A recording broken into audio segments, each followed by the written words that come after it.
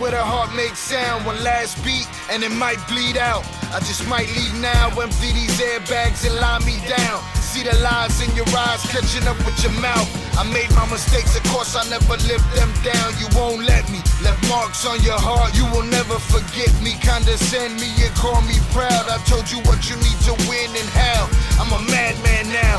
My worst fears realized, no longer the sad clown, Pagliacci the Pennywise. The point of no return, make them ashes and let them fly. You ain't gon' save them all, so go ahead and just let them die.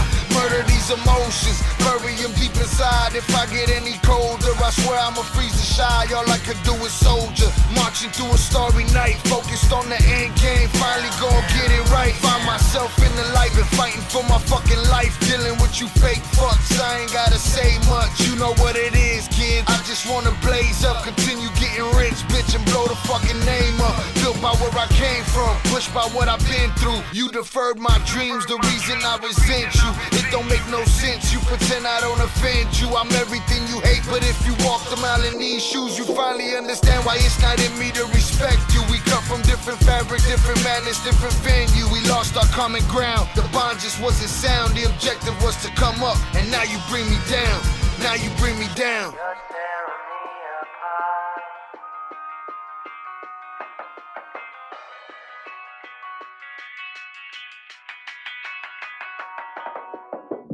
Crushing me inside.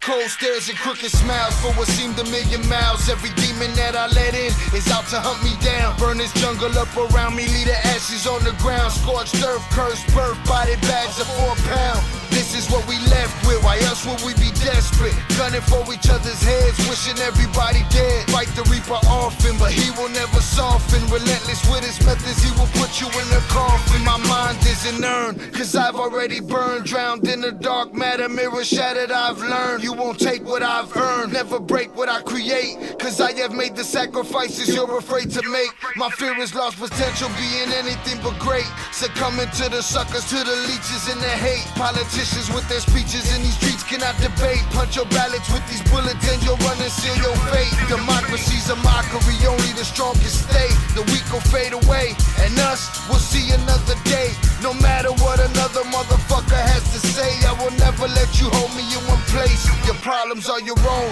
it's personal, emotions overblown. Living separate visions, conscious overthrown. I trust none of you bastards, I'm safest when I'm alone. It's sad, I understand it's how it is out on this road. To take a gorilla's grip to hold on to your soul. Brute force to stick to the script and not let it go. You can't slip, one false move and you'll never know. Had you gotten up, how far you go, how far you go.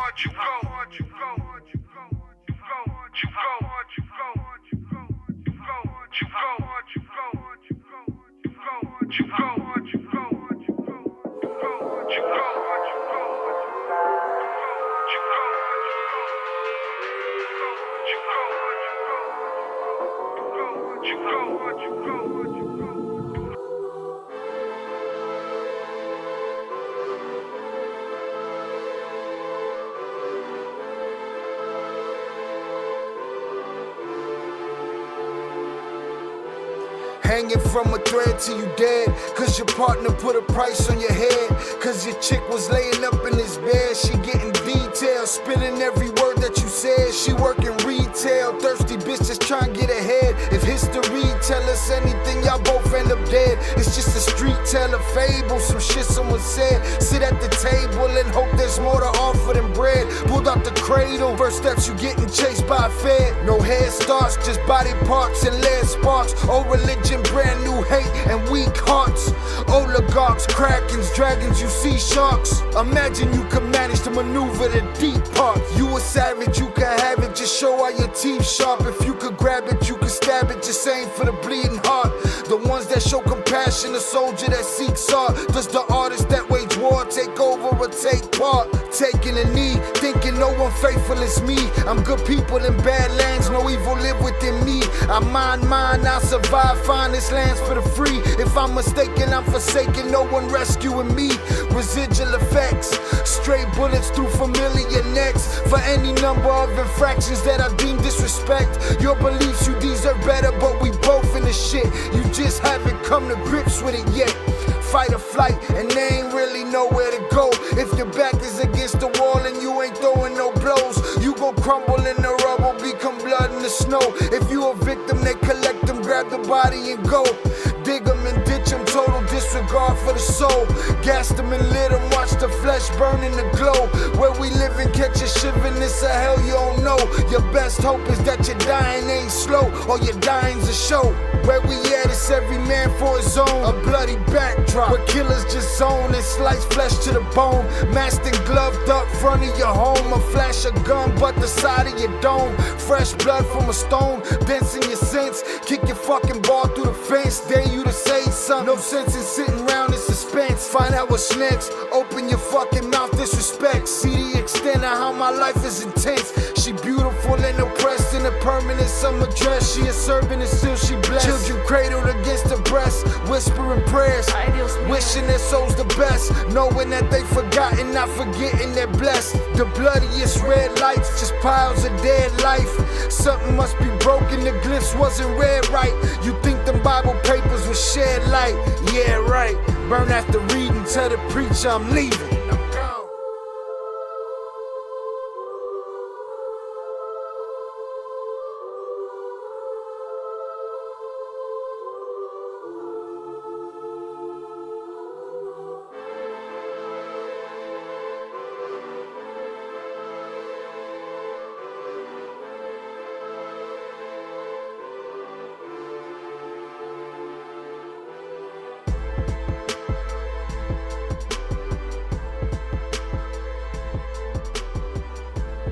What is poppin', y'all?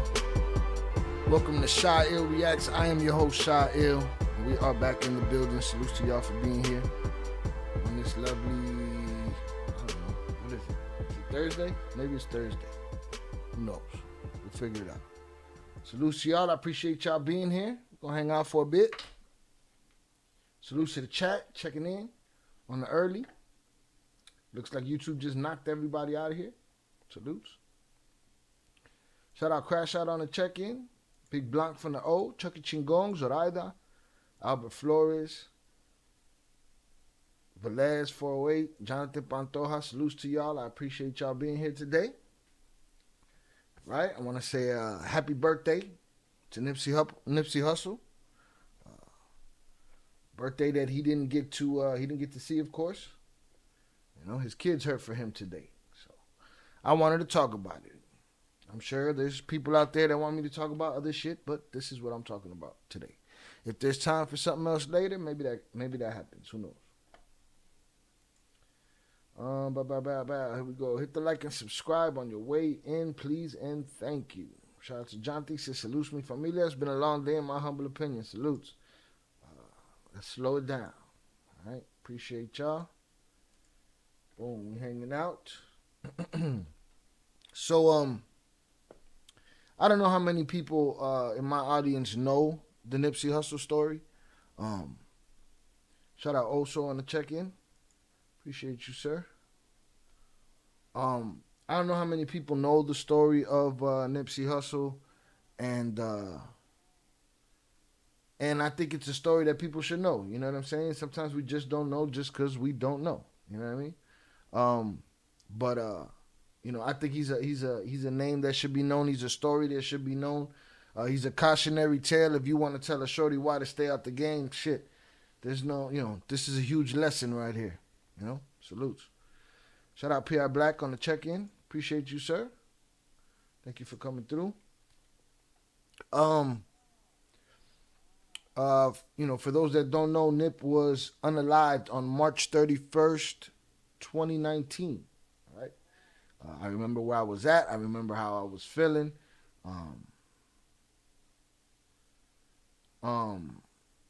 Shout out 123. He's talking billionaire ship. Billionaire-ish. I get it. I remember how I was feeling. I remember shit. For years after, even now, still today, I feel like it was a glitch in the matrix. You know what I mean? There's another time that I felt that with a young homie of mine that I considered a saint, somebody that couldn't hurt a fly, that was unalived, mercilessly. Those two things, one very close to home and the other being Nipsey, those two things made me feel that way. Like, oh wait, that. I don't know if y'all watch Marvel, how they say, a Nexus level event or some shit, an anchor point or some shit that's supposed to happen or not supposed to happen that happens, that throws everything else off. I felt like that's what this was with Nip. Like, wrong card punched for Buddy. Salutes 1, 2, 3 on the check-in. I appreciate you. So I remember feeling that way. Again, I gotta do my talking, then stop, then talk to the chat. I'll be stopping my talking and talk to the chat. And that's me. I gotta do that. It makes for less editing. But I remember feeling like it was bogus. You know what I'm saying? Like it was wrong. However it went down, it wasn't supposed to happen. Buddy was on his way up after a long, hard road. And I understand that road. I know that road very well.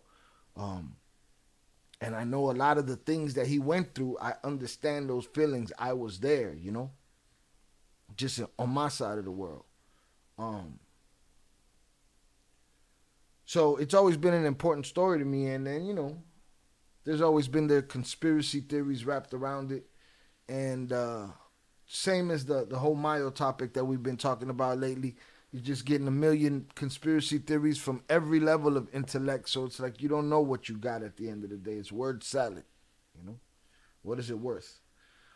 Make sure y'all let me know if y'all hear any buzzing in the microphone or whatever. I've been noticing some buzzing on the playback every now and then when I catch it. And I just want to see if there's something that I'm doing, touching, phone being close to something or whatever. But anyways, that's neither here nor there.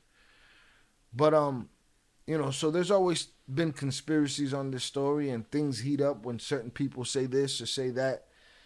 And it blew up again this week when Nipsey's brother, Black Sam, did an interview with Big Boy, prestigious Hall of Fame radio personality from California, from LA. He did an interview with Big Boy that opened up a lot of old cans of worms, you know what I'm saying? That are not old for him because the loss of his brother is forever, No statute of limitations on how he feels,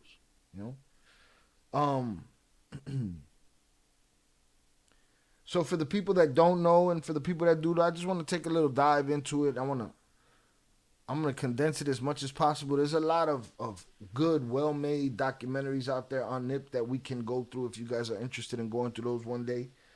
But right now, I'm gonna try to streamline it, and I'm gonna play some things, and I'm gonna stop if I have something to say. I'm gonna let you guys know my insight, or if there's something to expand or expound on in that piece of footage or whatever. We're gonna talk about it, So hundreds up in the chat for y'all. I appreciate y'all hanging out. All right, we're gonna talk about how that honor amongst thieves shit is a myth. Love in the streets is a myth.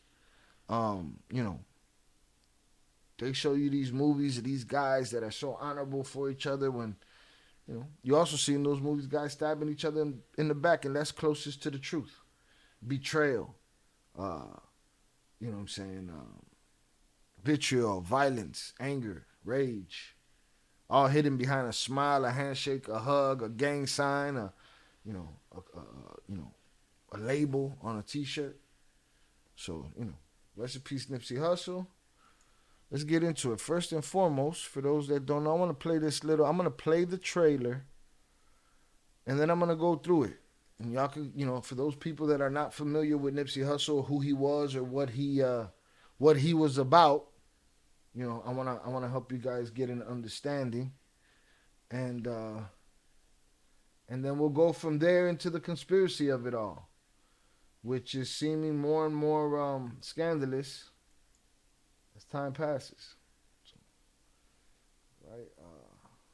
Boom, I got that. Let's get this out of here. Wow, let's get it. Salute to y'all. I appreciate y'all being here. Let's hang out. All right. Stay on your P's and Q's, and I will holler at y'all in a minute. Let's get it.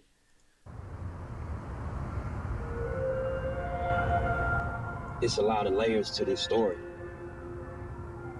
It was about the potential we all had.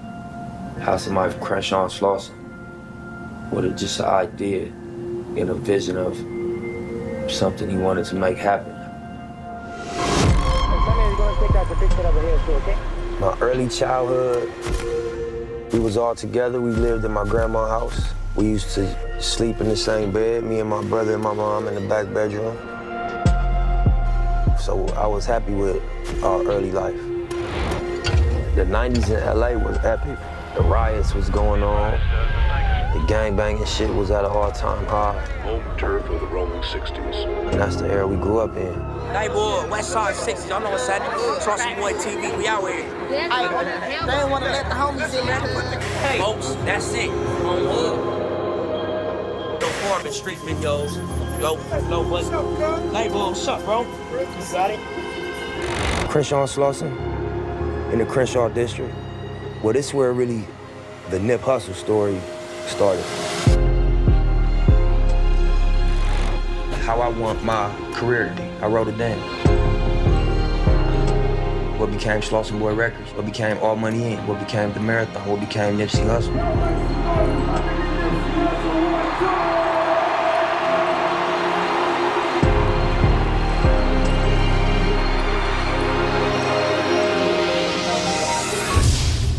Me being from over here, you know what I'm saying, I represent this area, or being accessible to the area affects my career in a negative way, you know what I'm saying, I'm just taking that one on the chin. I want you to hear that very, very, very, very closely. If being accessible is going to hurt my career in any way, I'm going to have to take that on the chin. And that accessibility ended him. Me being from over here, you know what I'm saying, I represent this area, or being accessible to the area affects my career in a negative way, you know what I'm saying, I'm just taking that one on the chin. And the things that you sacrifice, this is what life is all about. Say what's happening? Firstborn, man. Say what's up?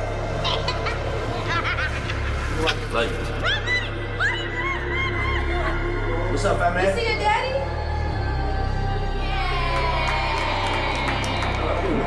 How you see my boy?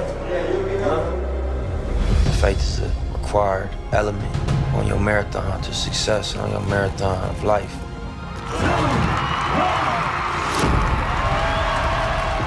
The big boy with him right there. Grand opening of any business anywhere in Southern California today. Grammy nominated. Yes. Nipsey Hussle is in the neighborhood. It's your footprint in the sand, and you know your dent in the universe. This is our opportunity.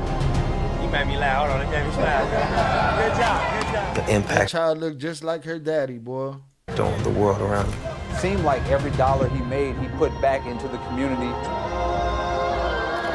But I want him to say that he wasn't afraid to live. Chasing a dream. Had his grandmother on the jet. Loving. Being real. Speaking the truth.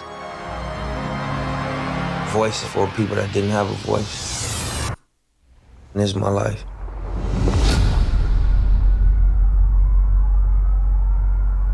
Salutes. So I want to go back through it real quick, but I'm going to stop a couple of things here. Story. The potential we all had. All right, Slauson Boy, for those that don't know, Slauson Boy was the crew that he started. A crew along, incorporated in his set, but his crew, his people, Slauson Boys. And he made a record label out of that, and then some T-shirts. All Somebody crash on Slauson. All right, you see them as kids. They're, I believe they're Ethiopian natives, or their father is. mother and father met in LA in the 70s, early 80s, something like that. For a long time, it was just Black Sam and Nip, whose real name is, contrary to popular belief, a lot of people call him Aramis. And not just regular people that, quote unquote, loved him, people that were in contracts with him, people, you know, they would call him Aramis. His name was Ermias Ascadon, all right? Again, his father was, I believe, from Ethiopia. I forget the name of the specific place. I know when the brothers got older, they ended up going out there with the old man and experiencing their tribal people. From my understanding, from what Black Sam has to say, they damn near had to drag Nip out there, but when you talk to Nip afterwards, it was a life-changing moment for him, you know. It was an eye-opening experience, something that he didn't even know that he needed, you know. They basically lived in the living room on a bed with their mother in the front of their grandmother's house. Later on down the line, their mother had another child, so they have a sister. Again, through these documentaries and interviews, you can get this information, but I'm giving it to you now because I'm condensing this. And if you guys want us to go through it more later, we will, because it's a story worth telling. Long story short, man, them kids was hustlers from the beginning. They was trying to get money all the time. You know, as they became teenagers and shit like that, young teenagers, Nipsey started building computers. He'd have scrap junk piles of computers in his room, and his brother be like, clean that shit up, and he'd be like, man, I'm building a computer, and his brother was like, whatever, I don't know what you're doing over there. His brother realized that capitalism meant to buy something at one price and sell it for another, and he took that and he made that his hustle.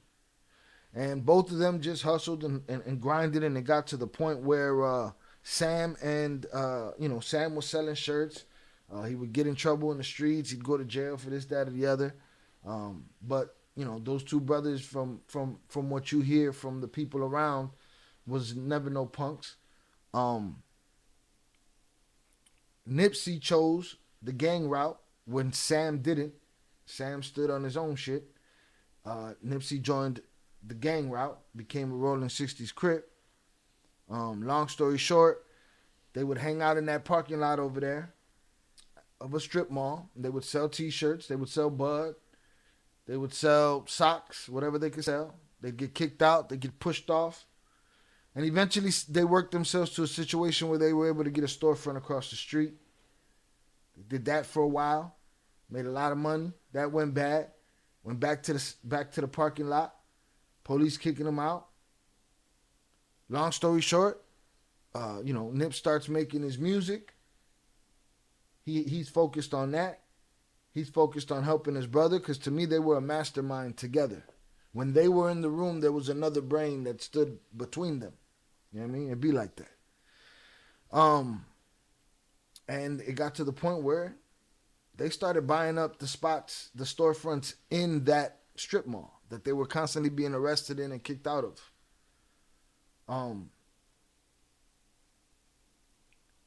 Nipsey went the independent route with his music for a long time. There was times where you thought, it was over. His shot had passed. Then you'd hear things that were encouraging, of the way he thinks. Building his buzz in LA, they were making the Straight Outta Compton movie, and they wanted Nipsey Hussle to play Snoop Dogg. And they reached out to him numerous amount of times, and Snoop finally got a hold of him and said, what's up, yo? They want you to play me.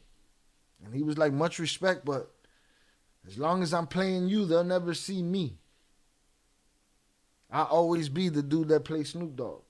That's a very out-the-box thought, very business mentality thought from somebody at the time, To turn down a check and an opportunity to play Snoop in a film, that's a big deal. So you would hear things like that, and you would see he was still on his come up, and eventually he got with Atlantic. His early music was very Cali-centric. As it got farther, it grew into something different. Great, nonetheless. And they ended up getting that storefront. They ended up starting their own clothing line. And they were the architects of the first smart store. All right? Something that I saw Nipsey bring to market. And after Nipsey was gone, I saw that technology everywhere. Right? Or some rendition of it. Same as with Michael Jackson owned the Beatles catalog. And I feel like the day after he died, they had a Guitar Hero Beatles game. Prince never had his songs in commercials and TV and shit like that. He wouldn't pimp his music. The day he was gone, that shit was playing in your local Walmart.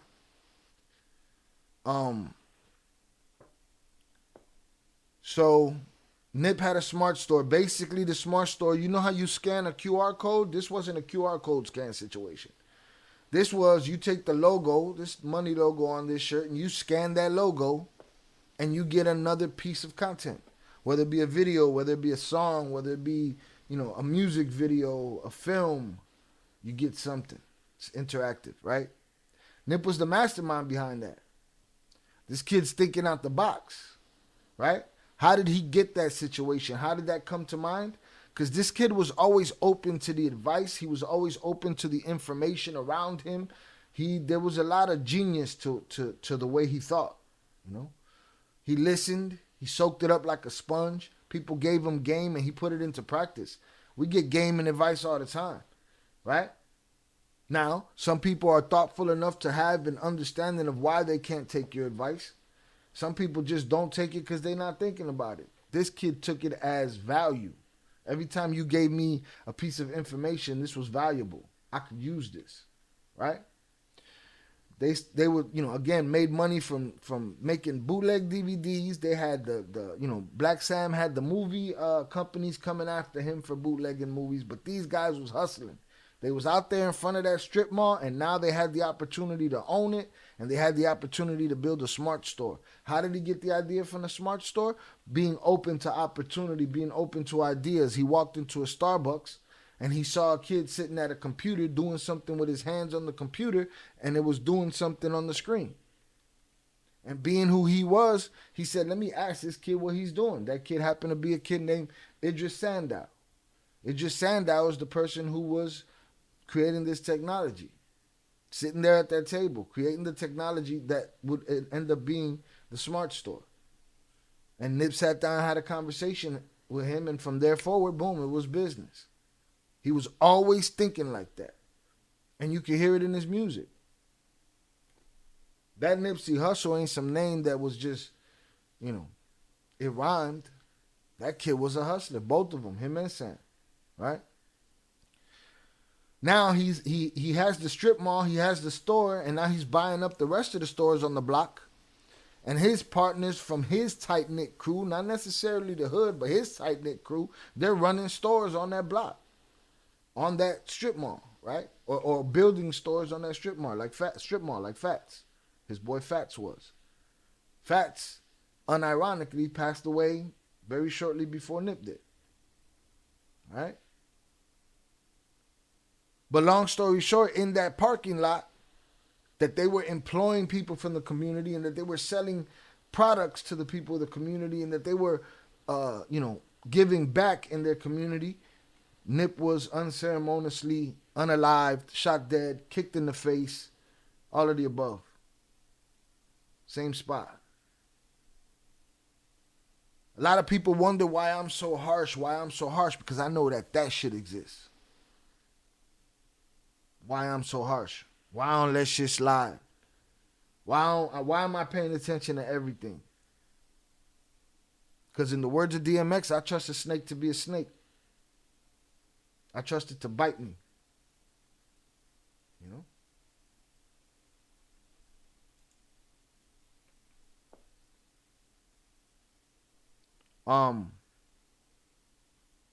The dude that gave the hood back everything, took the hood, marketed it, made it a thing. That dude, they did him dirty right there on the same hood that he was feeding these people in.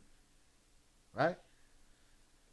Bet. So that's the rise of them kids. I just wanted to bring, My early I wanted to come back and childhood. stop that there. We was all together. We lived in my grandma's house. We used to sleep in the same bed, me and my brother and my mom in the back Now bedroom. you get a better picture of what I'm talking about. Two kids that went from right there, from Tasmanian devil shirts or whatever that is, you know, to doing what they did. So I was happy with our early life. It's the little sister. The 90s in LA was epic. The riots was going on. The gangbanging shit was at an all-time high. Home turf of the Rolling. Now you ask, for those that don't know, you ask, well, who did that to him? Who unalived him like that? It was one of his own, a member of his own set did it to him like that. You know, the story's not new. It's just new wrinkles in it all the time. You know? Shout out Crash Out. He said his life still lives through the marathon. Absolutely. It's a philosophy. It's just like that Mamba mentality. Shout out April. You got to get this shadow ban off of you. Because Nip's name alone should generate views. This channel's fire. Salutes to you, April. I appreciate you. Albert said the same street dog you feed every day can one day turn and bite you because he's grown up in that environment. And that's the risk you run feeding that street dog. In a sense, yes. April said, rest in heavenly birthday, Nipsey. Famously said he don't trust snakes as pets under the guise it doesn't bite. It just hasn't bitten you yet. It will get you. Yeah. And it's the same guy that said, if me being from here and being so accessible hurts my career, then I'm going to have to take that on the chin. He did. And it was unfortunate. It was unfortunate. 60s. And that's the era we grew up in. Label, that's it. On wood. No Foreman street videos. No what? Label, what's up, bro? You got it? He was a dude that believed he could live and survive and do both. Be in both worlds. Be the entertainer, but also be the dude that my name is my name on the street. You're not going to come up on a motherfucker that's going to put some smut on my name. And if you do, it's somebody that I've been to war with. Christian Slauson in this area or being accessible to the area affects my career in a negative way. You know what I'm saying? I'm just taking that one on the chin. And the things that you sacrifice. Right?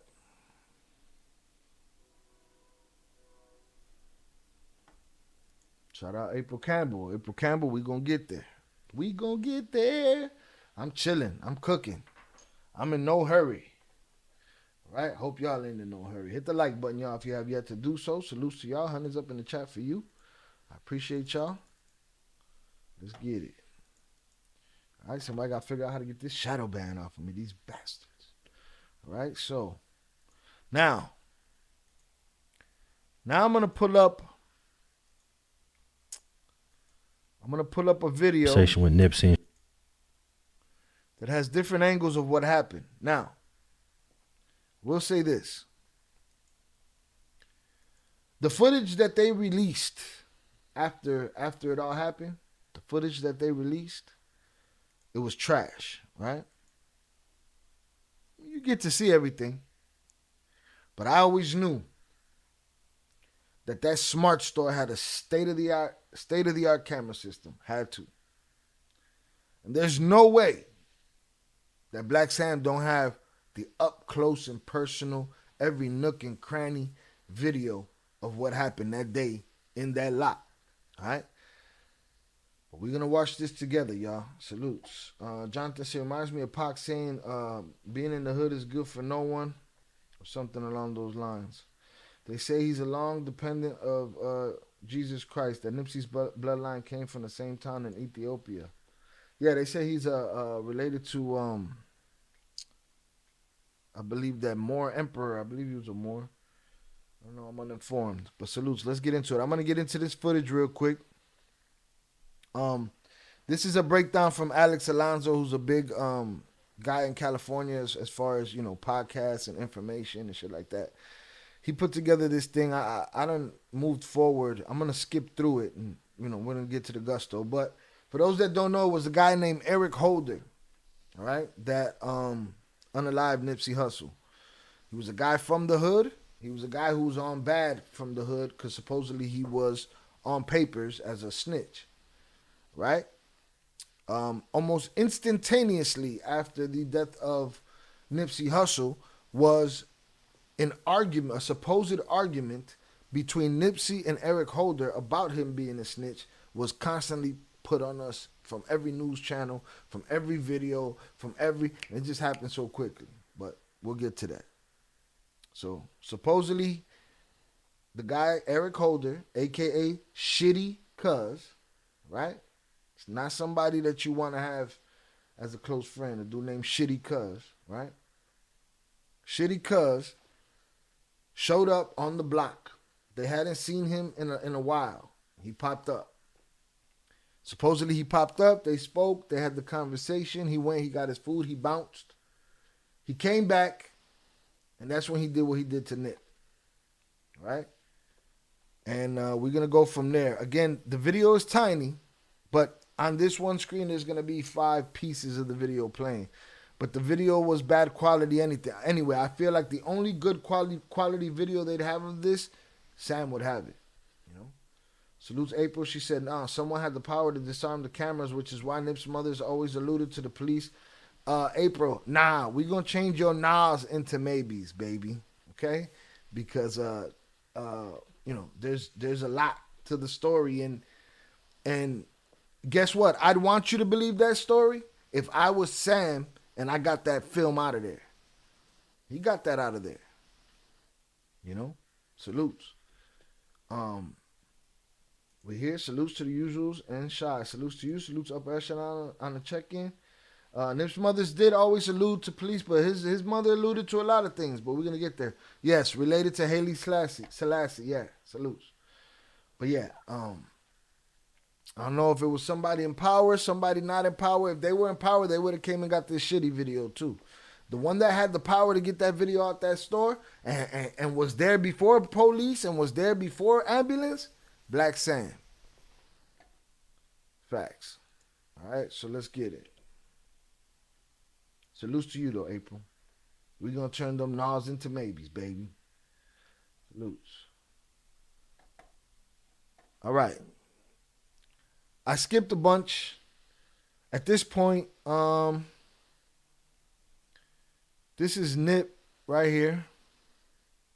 Hanging out. A couple guys in front of the store. He done rolled in. Shout out Jonathan. Reminds me of the First Day Out movie. Having someone randomly come around on some Uspec-ish. Eric Holder popped up with no shirt and returned wearing a red shirt. You're stopping the show before we get there, April. I'm riding with Black Sam. It was a premeditated setup. All right, we about to get there. Well, I always felt it was more than some argument. I always question if the argument even happened. Because we hear a lot of shit when things go down. We hear them so quickly that I have to doubt them sometimes. You can see the FBI agent in the video there to watch. They sent him to do, listen, man, I done been through all of the videos where they say that a dude walked past. Like, we got to stop. Some conspiracies are true, but not every aspect of the conspiracy is possible. You know what I'm saying? And all of this agent in the car and nah, man.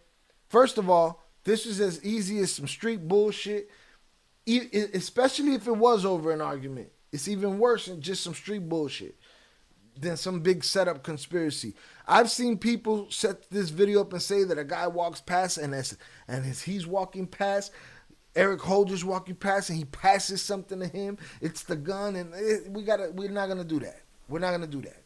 All right, we're gonna look at this like what it is. It's one dude with a hammer and a bunch of other dudes that are snoozing, that don't have nobody's back. Now, the first thing I thought of when it all went down, how in the hell did nobody shoot back? This was my first question, still my last question, till tomorrow will be my question. Why didn't nobody shoot back? I couldn't believe it. I said, what? And nobody. When I found out that it was in front of the store and nobody shot back, I was dumbfounded. All right? I was dumbfounded. But sometimes the set of circumstances so perfect come together that it's unbelievable. That's unbelievable. But all this, you can see the FBI agent. I done seen this footage. Every conspiracy that has been about this footage, about the car parked here, the car that parked right here, the car that was over there, the guy that walked past the trash and he left the store, and I done heard it all. I'm straight. That's too much. That's just as convoluted as that Mayo shit, you know? But let's get it. Now, what you're going to see here is you're going to see Nip and them hanging out here. You're going to see Eric Holder walk into this restaurant right here, place an order. Then he's going to go out there, he's going to talk to them, then he's going to get his food, and then whatever the hell happens after that, let's get it. All right, Nip is taking pictures with people in the lot, as you can see here. I'll turn up this. This game. Salute to you, Crash Out. I appreciate you. You're not ready. But, I ain't going down that rabbit hole. I'm straight. Yeah, of course, it is my opinion, but I'm not going down that rabbit hole. I'm straight. Not every conspiracy theory is you know, all of this you know, there was agents in the lot and shit. And it was that righteous dude that's said it to say, but it's sad to say, but I think he kind of had to happen to provide that change. Nothing changed. I think people just can't let his death be in vain, but nothing changed. I'm riding with Shy on that one. Nip owned that entire parking lot and took care of everyone, yet no one retaliated in that moment. And if you let Sam tell it any other day, it would have gone down. Same thing happened to Kato, and he had a few so-called gunners with him. Right. Jonathan says, Shy, you ever seen The Flash where no matter what his mom is set to a point in time? Yeah, it's just what it is. You can't beat that loop. So he's sitting here, man, minding his business, doing his superstar thing, taking pictures with the community, man. At 3:12 p.m., I just paused it so you can see the position. Eric Holder just jumped in the car. Cowboy standing there. That's Rimpar. That's Shermai Villanueva. And Christian Johnson is still waiting for his food at the Master Burger. Let's continue. Okay, now Nipsey stands up after he took the picture with this little kid. All right, so this little white hat blip right here. Y'all see my cursor? That little blip is Nip. Upper Echelon needs a fake account to tell Shy to hurry up. You better get a fake account because it's going to go straight. Put him in a fucking bench. Straight to the bathroom. Not you, but your fake account, your bootleg account. Salutes. All right. So that's Nip up there. Boom. And Bernita and Eric are going to leave. She's backing up the car to leave.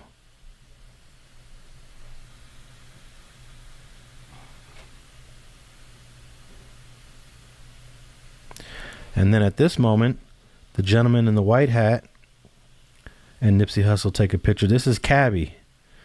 Cabby's the brother that has his own clothing line called Vision Apparel. He's actually wearing a Vision Apparel shirt in this photo. I just paused it so you can see what's going on. At this moment, at 3:13 p.m., Eric Holder and Bernita Nicholson left. They're out of the shot here. And they just pulled off onto Slauson.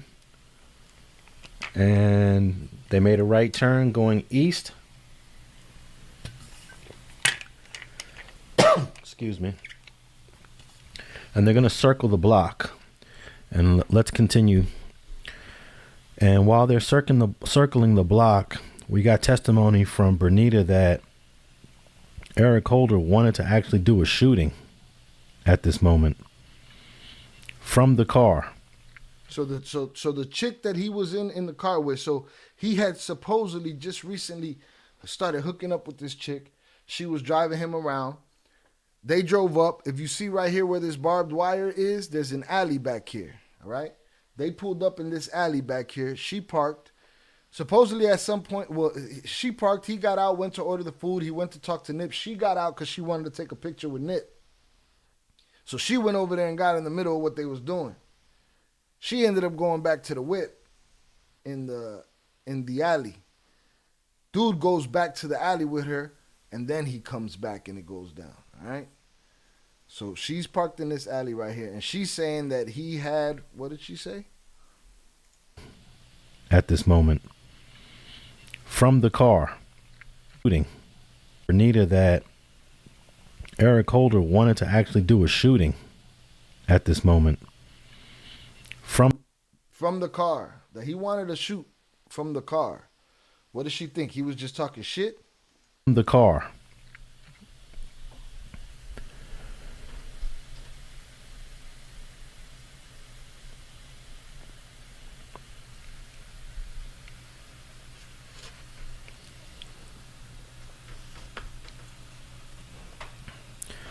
So if you noticed, Bree, let me pause it here. Bree and her friend had walked out of the Master Burger and walked over towards Nipsey. And this is a picture that Bree shot. But let me just rewind it so you can see exactly what's going on here. That's Nipsey right here. I'm rewinding it, and they walked up right when Cabby was taking this photo.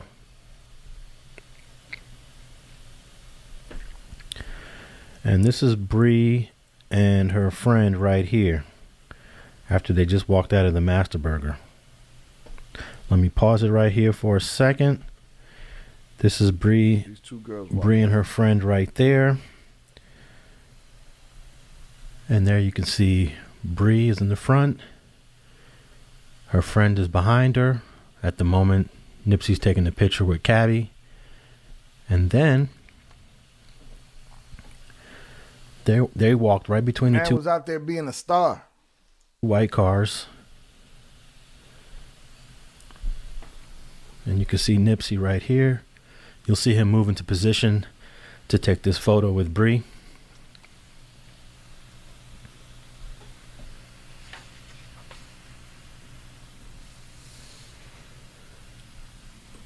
And there it is. At 3:13, they shoot that picture. Now she's going to walk off with her friend, and they're going to head back to the Master Burger where Christian Johnson is still waiting for his food. Now Nipsey's going to have a conversation here with Carrie Latham, who's leaning against this white Audi. And you just saw Bree walk into the Master Burger. She seems a little excited that she just took a photo with Nip. I believe she's actually posting that picture right at while she's inside this Master Burger. With no clue what's about to happen.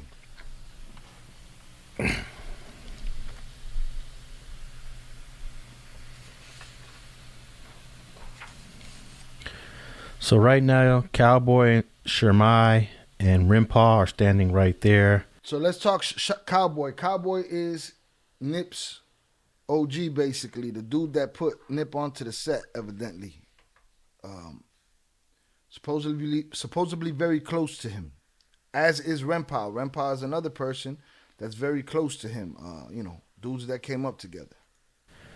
And Nipsey and Cousin Carrie are having a conversation as Bree decides to go to her car. She just walked out. You can see her in the Master Burger footage and in this Shell gas station footage walking to her car.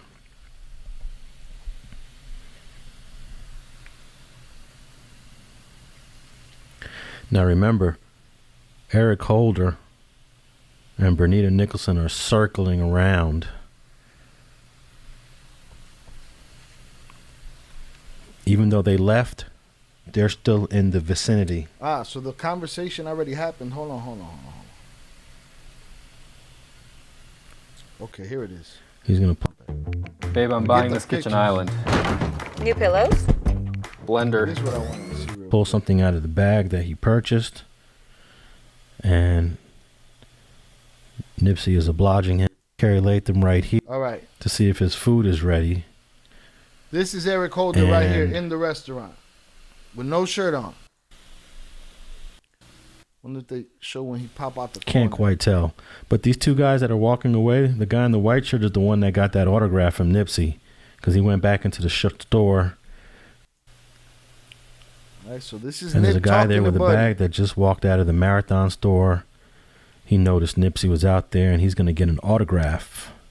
He's going to pull something out of the bag that he purchased, and Nipsey is obliging him with an autograph. This guy obviously has the last autograph of Nipsey Hussle. This gentleman right here. At 3:04 p.m., Eric Holder exits the car. Okay, here we go. And he's going to walk. Boom. So they pulled up. They drove around, pulled up. He got out. Over to the Master Burger. Go straight to the Master Burger. And notice you'll see him enter at the clip at the bottom. The bottom clip is the Master Burger footage. And they're both in sync.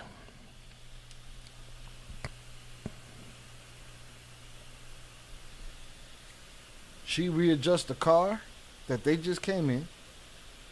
She pointed out or pointed towards the store. Now there's a gentleman that joins the group with Cowboy, Now it Grandpa, makes and sense. Nipsey. When they drive away from here is when dude wanted to shoot from the car.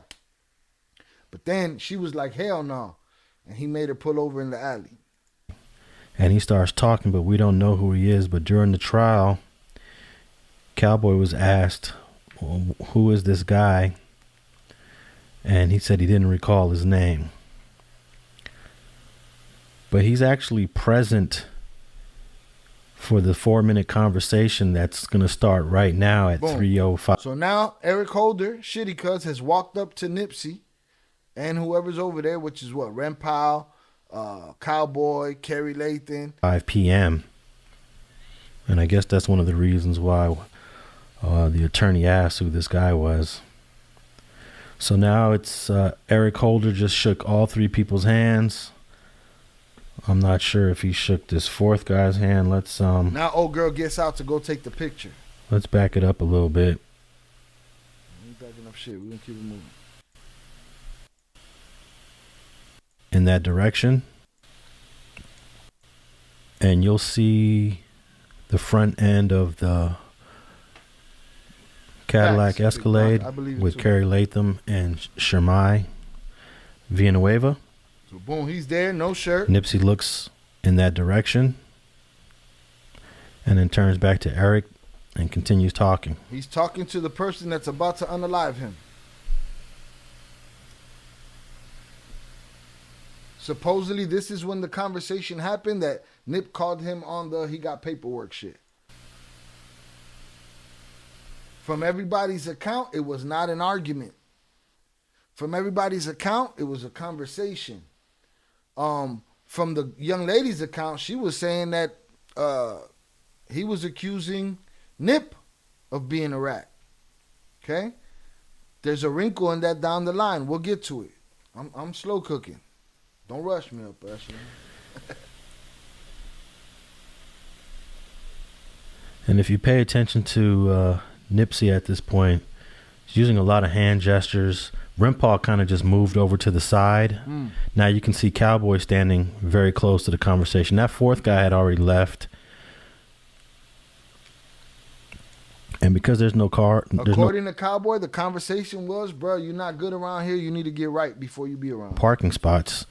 Shermai is going to have a tough time trying to figure out where to park the truck. Him and Nip are still having the conversation.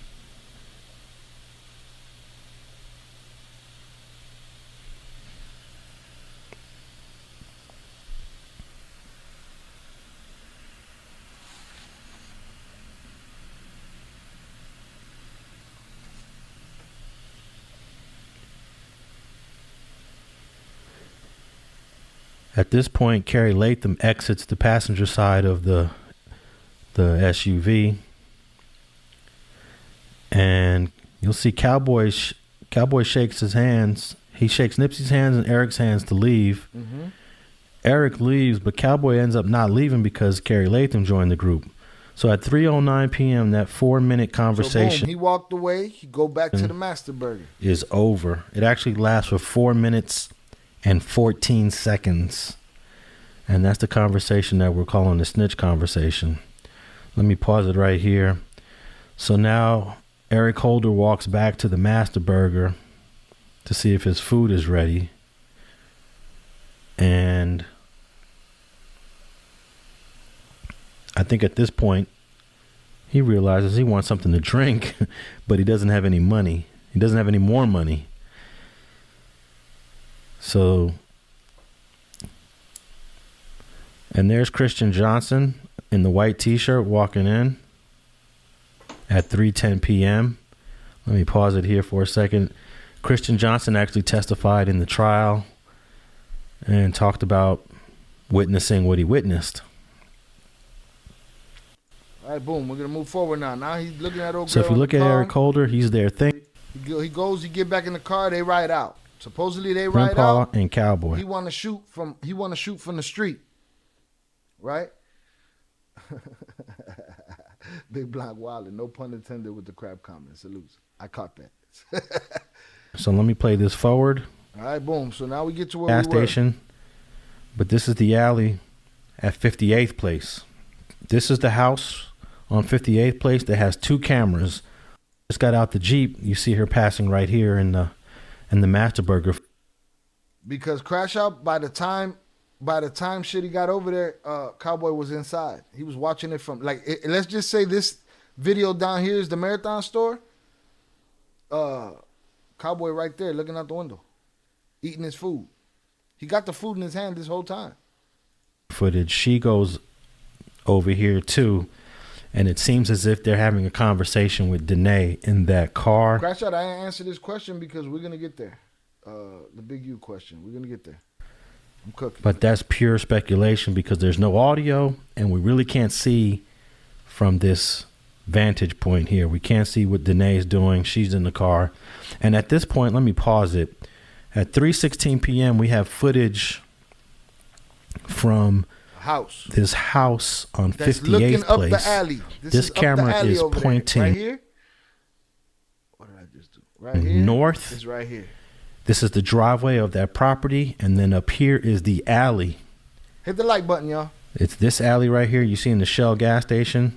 So this, but this is the alley down here. This little at piece 58th Place. Is this alley? This is the house on 58th Place that has 2 cameras. One camera's back here, and there's another camera in the front. And that's what you're going to see. There's the alley. At some point after Bernita Nicholson and Eric Holder circle the block, they're going to pull in here and park right here in this alley. And this is where he begins to eat his food. Okay, so now, after what appears to be a conversation between Danae Wright and these 2 ladies, one with the white pants, she's the one that just jumped out the Jeep and backs up she back and towards the marathon. She puts her car there. Now you so see here's them where pull Danae up right pulls here up on the and bottom. double parks. They parked. I just paused it, and this is the moment where. So she done posted up on the next block basically, while he runs out and go do what he gonna do. Nipsey Hussle right here, the woman in the white pants. They start a conversation, and they obviously know each other because he greets her. They greet each other, I should say, with a hug. Pay attention, and there's a hug right there between the woman in the white pants and Nipsey Hussle. They're talking, and I just overlooked something that just happened in the bottom left footage. Now, keep in mind, all this footage is pulled up, is synced together. Let me back up a little bit. Okay, we're at the point where Danae Wright pulls up right here. Right there, that's them right here in the white and at the same time, Bernita Nicholson and Eric Holder pull up right here in the alley. So Danae Wright pulls up right there, double parks. They pull up in the alley, and Nipsey Hussle is having a conversation with the woman with the white pants. And this is all happening at 3:17 p.m. Now, if you notice down here in the footage from 58th Place, the door opens up. Door opens. The door opens up on Bernita's car, and then now it slams. Shitty. The footage is very grainy, but at this point, Eric Holder exited this car, and let me pause it right here. But he looked like he looking right at them from his driveway. At the same time that Eric Holder exits that car at 3:17 p.m., Nipsey Hussle took the last photo with that woman in the white pants.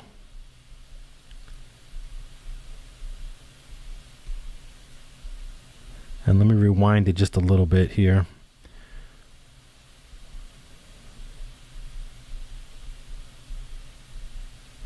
Now, I have a picture of that woman in the white pants. That's from the LAPD body cam footage.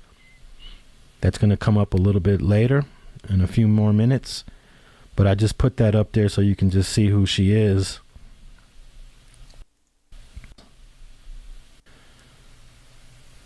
Things are going on at the same time, frame by frame. I'm going to pause it right at the moment that Nipsey takes this selfie. Nipsey takes sense on the path down here, just checking it out. He's like, damn, there goes Danae Wright. Decided when he hit them is just leaning against this Audi. You'll notice down here, this door is going to close. As soon as this door closes, Eric Holder is walking. He's going to be walking back through this alley. Boom, the door just shut on that car. So he's walking towards the lot now. And Nipsey is still talking to this woman.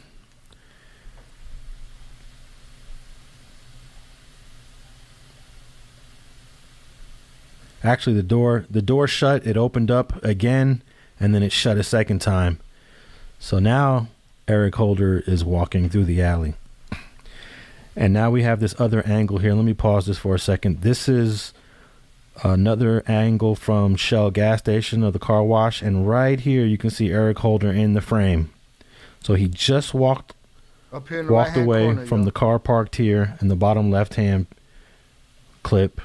And now you'll see him walking right here. He's actually still eating his chili cheese fries. I actually posted this clip. Yeah, he got to eat because you know he going to go to the upper room or he going to jail. Better eat. Gotta eat. Shout out Big Blanc said, I feel like it was crabs in a bucket mentality type thing. When one person's social construct differs from some other people, possibly more powerful, they don't like it and get rid of the issue. Facts. I already answered Crash Out right there. Crash Out asked if I think Big U sent Shitty to Unalive Nip. We're gonna get to that. We just getting here. A couple months ago. He's holding his chili cheese fries, and you're going to see him put it on this hood of this white truck. Right here. And the conversation between Nipsey and that woman just finished, and now Nipsey's about to walk back and continue talking to Cousin Carrie. Let's continue. There's a lot going on here. Eric Holder is walking up here in the upper right-hand clip. He just put his food there. Now he's out of the frame there, and you're going to see him come into frame in the upper left-hand corner right here. So now he's going to pop up in the upper left-hand corner. corner. And then you'll see him walk by there he the Master Burger footage right here. Now let me just pause right here just to show you that all four of these clips here are in sync. It is right now 3:18 p.m. and 44 seconds, according to the LAPD body cam footage, which I was able to sync. I'll post a methodology of that. And let me also let you know that you can this clip of all this footage synced is on my Patreon page without any commentary, without any narration, if you're interested in this footage. So at this moment, it's 3:18. Eric Holder is walking, and at this moment, he doesn't have any weapons drawn. Let's continue.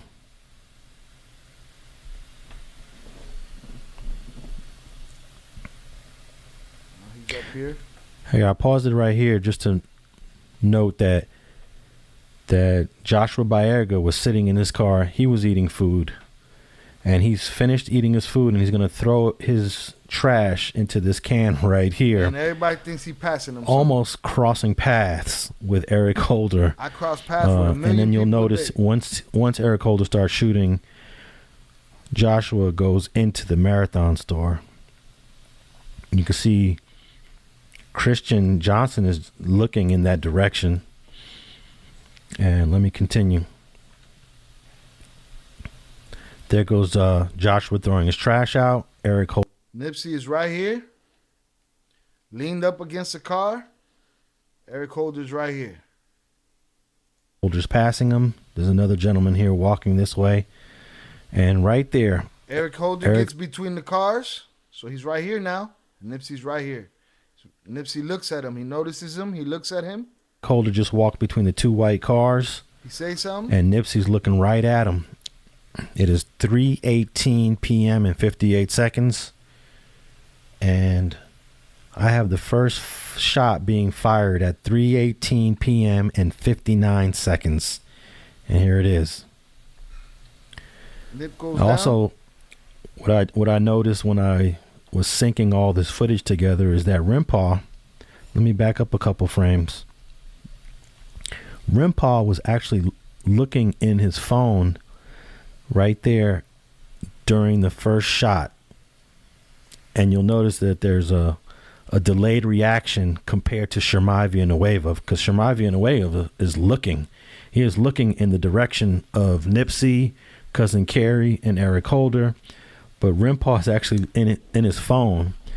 And you'll actually see him if you look at this clip in slow motion or at another, which I also have this one posted.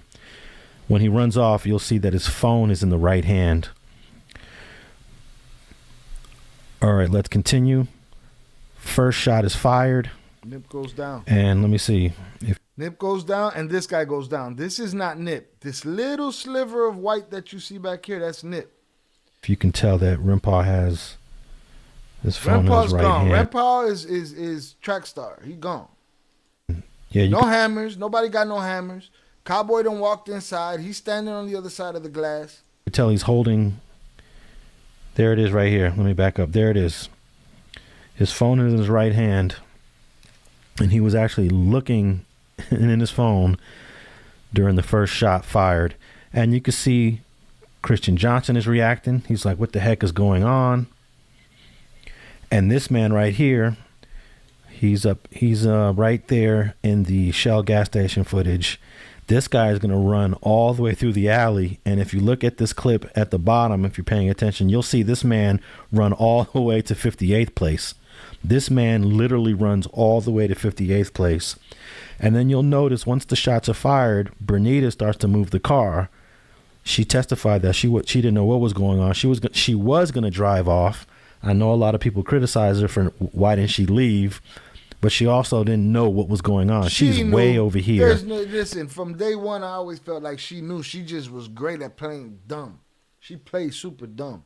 This is a block away down the alley. 58th place. This is 58th place right here. So let me just back up a couple frames.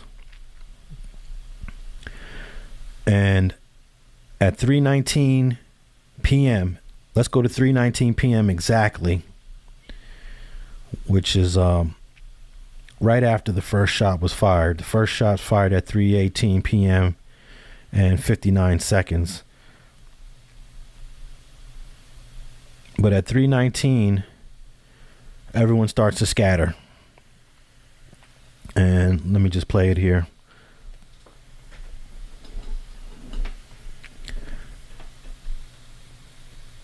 Danae Wright, she starts to run frantically. And then let me pause here. We have another camera angle with this 3 on it. Forget that camera. This All is what 5 I want of y'all to these see up here. Hold on. These clips are in sync. And what you're looking at is the camera from the front yard of this building here. Caught her trying to pull off. That you see in the lower left-hand corner. You see the white car, Bernita Nicholson's white car, and you can see the white car right here. Once the shots are fired, she starts to move her car, and you can see some movement. Let me continue here. You can see some movement of her car And here, let me also pause right here. This is the man that was running from in front of the Master Burger. You can see him pass. Actually, let's back up a little bit because you can see him pass through the alley. Let me rewind so you can see. You're rewinding too much, bro. So, here, let me play it. This man right here. Past that white truck. There he goes. Here's what I want y'all to see. He was feeling. Just gives you a level. He shot Nip. Boom, boom, boom. Kerry Lathan goes down. Everybody goes down. Nip goes down.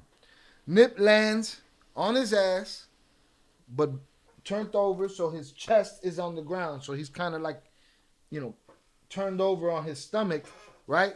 But his legs, his feet are facing up like this. Nip pushes himself back and turns himself over, right? What you can't see, or what's difficult to see, because I've seen it on a bigger screen, is Eric takes his first shot in between the two cars. He takes his shots right there. He runs off. When he realizes he's not being shot at, he comes back. That's when Nip turned over. Supposedly Nip says something to him to the effects of, all right, you got me. Like, we good, that's enough. Evidently, from how you could see here, the way Nip flipped himself over, it seems he was instantly paralyzed from the waist down. Okay? When Buddy realized he wasn't in a shootout, he turned back and went again. That's when Nip turned over and was like, you got me. And dude plugged him with more shots, and then stepped over him and kicked him in the face before he ran off. There's a lot of things I can't say about that dude right now because YouTube will shut me down. But wishing the worst is it's about all I could do. But let's see if y'all can pick that up from here. Of fear that he was feeling. Let me play it now. So see, Nip flipped himself over to his back right there. Let me play it now. And boom, Nip's on his back. And you're going to see him run past that white truck. There he goes. And now I just paused it there. Came back. Now look at the bottom left-hand clip. You're going to see him run all the way to 58th place. That's after he shoot him some more. You're going to see him right here. That's him right there. He run back. He come back all the way again. To 58th place from the alley. Shoots him some more. And then he kicks him in the face and steps over him. Now at this point, boom, he just kicked him in the head at 3:19 p.m. Eric Holder just kicked Nip in the head, and now he's going to run off. And you'll see Cowboy come out. Now at this point, this is where now Cowboy comes out. Right? I was back and forth about Cowboy for a long time. What were you doing? What was your post? What was you supposed to be doing? Why did the Golden Goose just die in the street? Somebody got to explain that bullshit.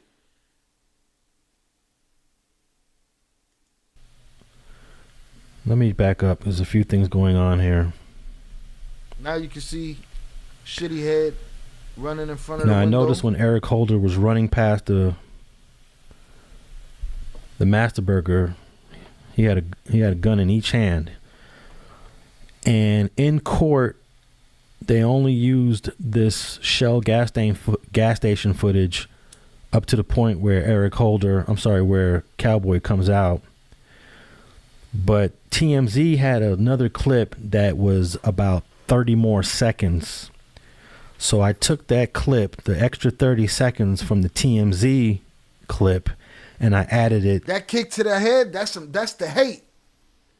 That's the hate. I ain't got the change I need to get my soda. Buddy right here is rolling around with diamonds and Bentleys and shit. That's the hate. He couldn't hold it in. It manifested out of his bitch ass. When he felt like he wasn't getting shot at, he felt like a god at that moment. He went in there double-fisted like he was going to fight a war.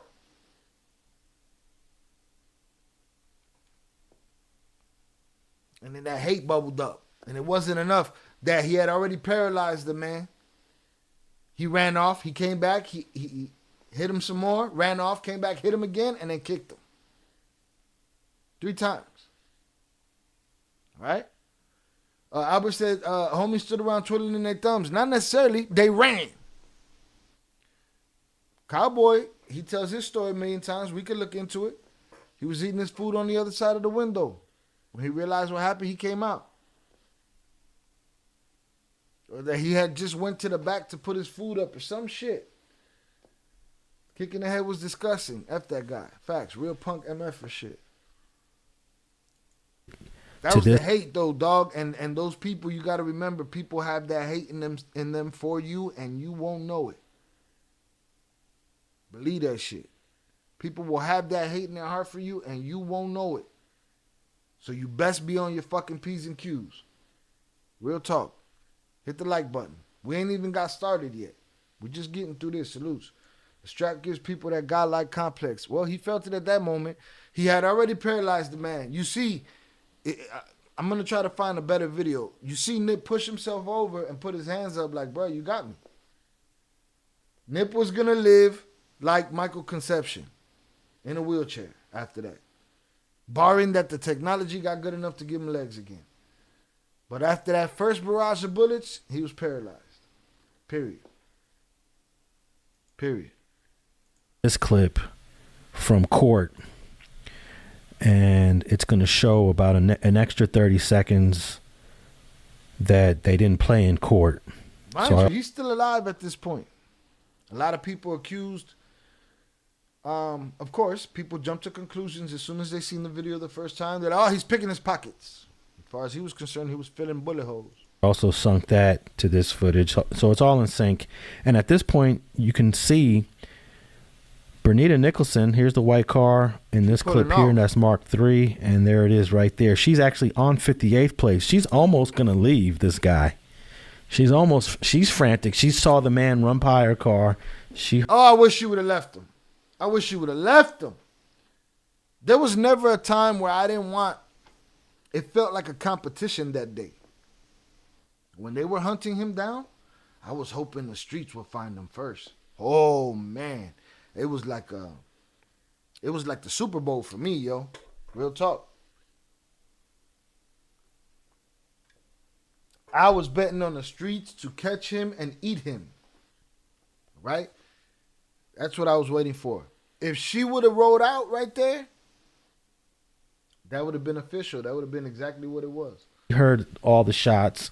He would have got eaten by the streets. He'd have been stuck out there. He'd have been running on foot with his red shirt looking stupid. If she would have rolled out on him. And she's almost about to leave. So even then, Nip was humble and forgiving. He was just a real dude. You got me. All right. What else I'm going to do? Grovel? Nah. Hopefully he didn't say, you got me. Hopefully he said, fuck you. I see you in hell, motherfucker. Hopefully he said that. Because he was at the mercy of a motherfucker standing over him with 2 guns. Right, you did what you did. Let me live, yeah. And Eric Holder is running back at this moment at 3:19 p.m. Let me continue. Hit the like button, yo. Whoever has it. Ran through the alley with his tight jeans on. Now let me just pause it here. You see Eric Holder running through the alley here. This Shell gas station footage right here. This is now the clip from TMZ. I matched it together, but the color, they must have used a filter or did something different. So for those who noticed a little change in contrast with these last 30 seconds, it's because I took the TMZ clip and I added it to the clip from court. Court didn't play this part right here where Cowboy it runs out to Nipsey, and then you see Rimpaw and Shamai go back. Let me play it now. That's Christian Johnson. He doesn't know what to do. He goes out. Took he his goes ass back in. inside. Well, no part. Bro, at some point, I was a nobody, right? I was a local dude. At some point, I expected people to be riding out, chasing dude down, something. Rampal, where he go? He did he ever come back? Did he keep running?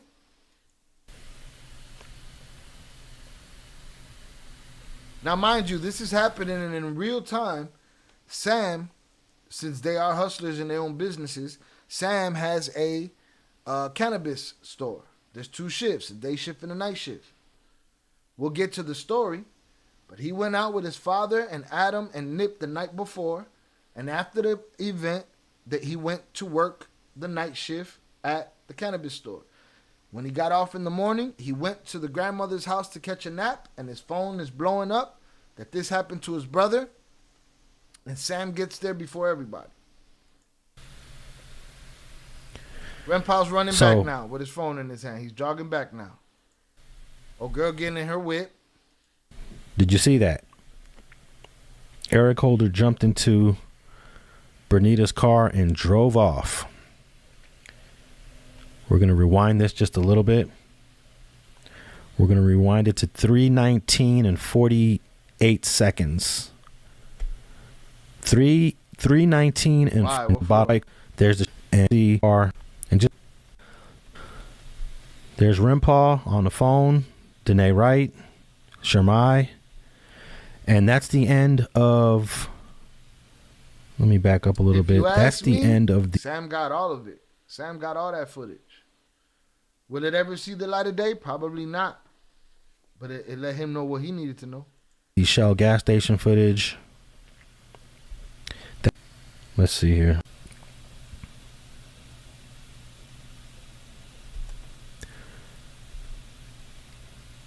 It's going to end at 3:20 p.m. I just paused it here. This camera angle from 58th plate, that's about to end. And at 3:20 p.m. ends, back back to her car in the Master Burger footage. So I'm recording 3:20 flips. USPS Ground Advantage. Here you go. Un advantage para tu negocio.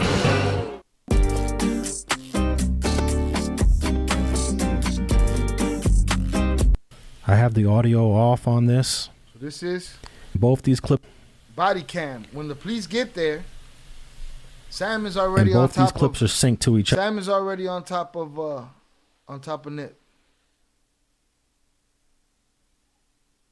Sam is already there.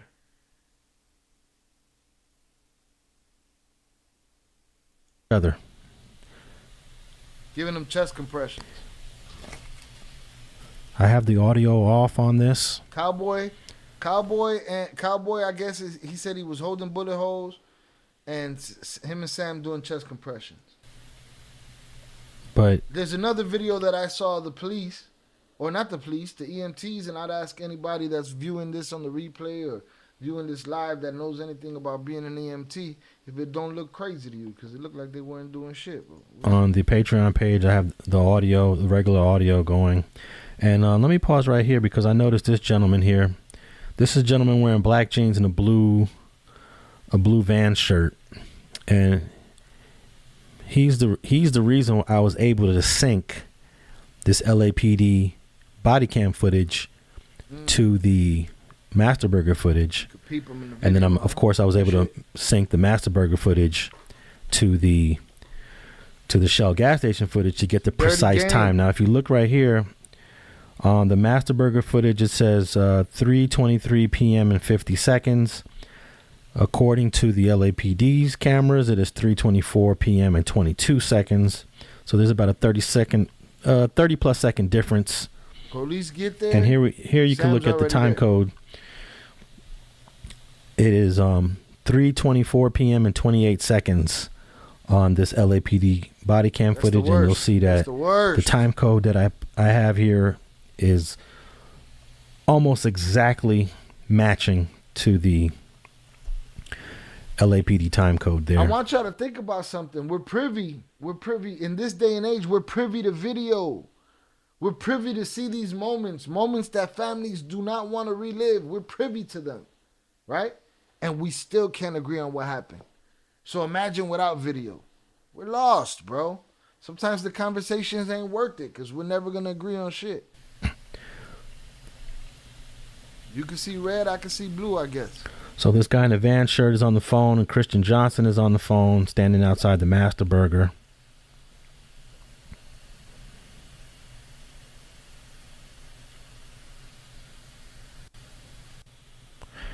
And there's the guy with the... This is the guy with the van shirt on. You see him here in the Master Burger footage here. And you see him there standing in front of the front doors of the Master Burger. And Ingrid Caston is sitting right there in Cowboy's car. And there's the woman with the white pants that I showed you earlier.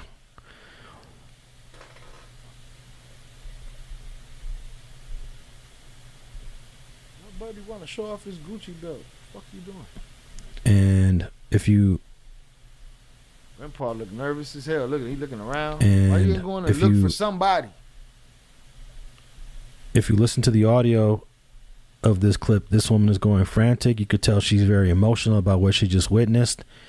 She's the last one to take a photo with Nip. And she really had a 45-minute conversation seconds before Eric Holder shot. That's Bree right there. She looks like she's in shock. This is Danae Wright's car.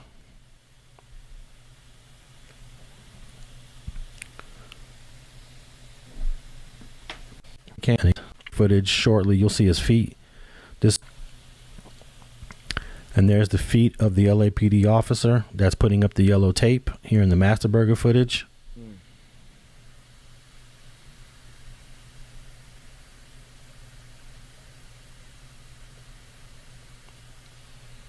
This is from there. It's the worst. It's the worst.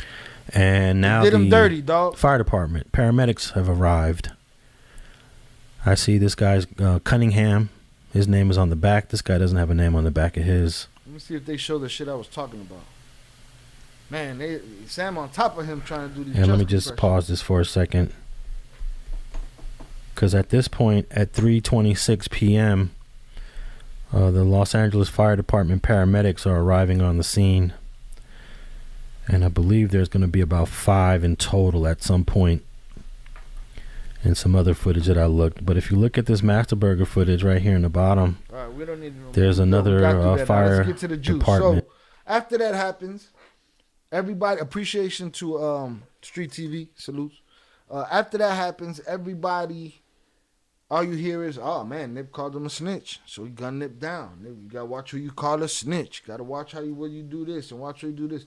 I didn't buy it. I don't never buy the shit that's too quick. Yeah, it's fresh in the mind or whatever, but it's like everybody knows for a fact. Nah, maybe the conversation was had, but maybe that conversation wasn't the catalyst. So it always felt weird to me. It always felt like some shit that wasn't supposed to happen. And then the rumors would come about. Enter Big U. For those that don't know who Big U is the person that was, that they characterized the character Debo in Friday, played by Tom Tiny Liston. That character Debo is Big U. It's based on Big U, right? Big U, a big crip out there, right? He's in prison. He comes out of prison. Some point or another, him and Nip end up doing business together, right? There's ups and downs that we're going to talk about right now that happen in that business, and there's a lot of lies told, and a lot of theories went out.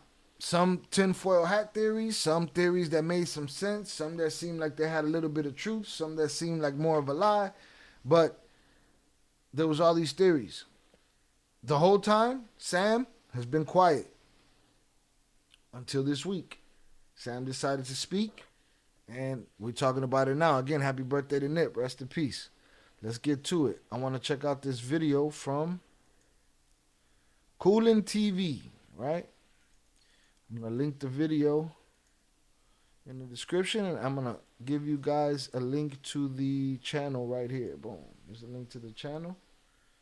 He had a compilation of all of the stuff that I wanted to cover here, most of it. So I'll stop and take a look if I run into the wrong shit. Salutes. No business with Nipsey whatsoever, all right? He wasn't getting a piece of nothing. You and Nipsey Hussle business deals. Past 5 years, it's... Justice for Nip. Mind you, that's after Nip passed away. He saw that comment. Justice for Nip. Justice for Nip. And he laughed while he's telling everybody Nip was my baby brother. That was my brother, my brother, my brother. I loved him. He loved me. He fucked with me. They put justice for Nip and he laughed.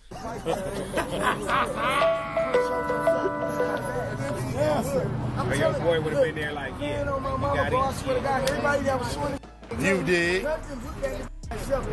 You did. What's up, everybody? It's your boy Nasho, and welcome to Coolin TV. Y'all, for the past... Understand something. When this case happened, I was on all of it. I was watching, I mean, if I had a channel, I was watching these lives live while they were happening. Past 5 years, there's been a lot of speculation on the death of Nipsey Hussle. Was he set up or was he not? Was this just a random hit or was he set up by Big U? So in this... Or your boy would have been there like, yeah, you got it.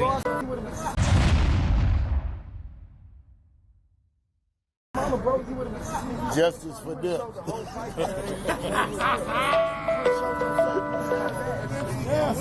Or your boy would have been there like, yeah, you got it. You did. You did. What's up, everybody? It's your boy Nasho, and welcome to Coolin TV. Y'all, for the past 5 years, there's been a lot of speculation on the death of Nipsey Hussle. Was he set up or was he not? Was this just a random hit or was he set up by Big U? So in this video, we're going to go through everything ourselves. All right, coming from me, y'all going to get my opinion of it, and I'm going to see what y'all think about it at the end. So we're going to start with Big U and Nipsey Hussle business deals. So one time after Nipsey died, all right, Big U, he went on live with somebody and he said he had no business deals with Nipsey whatsoever, all right, which contradict a lot of things that he said in the future too. I ain't killed Nipsey and had nothing to do with it because I wouldn't have benefited from Nipsey. I didn't have no business with Nipsey. Nipsey ain't signed to me one sign. So he said he had no business with Nipsey whatsoever, all right? He wasn't getting a piece of nothing. So in this next clip, Big U gonna break down one of the contracts that he had with Nip, and he gonna break down the numbers and everything for y'all, all right? Now pay attention. In terms of the Sony deal. The Sony deal was we signed straight to Sony. Cinematic Music Group got 20%, 30% everything. I got 15% everything. And the deal fall apart. It never fell apart. The deal never fell apart. It was a 7-year deal. It was a 7-year deal. It was 5 albums, 7 years.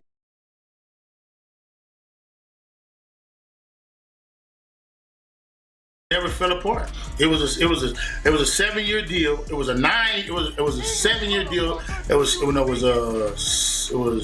5 albums, 7 years. We signed, and I had publishing starting in 2009, all the way for 7 years in 2009. That would put us in 2016. Well, it had to fall apart, or he wouldn't have been able to put us in 2016. Well, it had to fall apart, or he wouldn't have been able to sign with Atlanta. No, Sony just let it go. So in that clip, Big U didn't even know the deal off the top of his head. All right, he said 7-year deal, then he went to a 9-year deal, then he went back to 7, then he said 5 albums, 7-year deal. So he had 15% for 7 years, and that's that contract. Now pay attention to this next video, y'all. He gonna break down a whole different deal on Bootleg Kev. We signed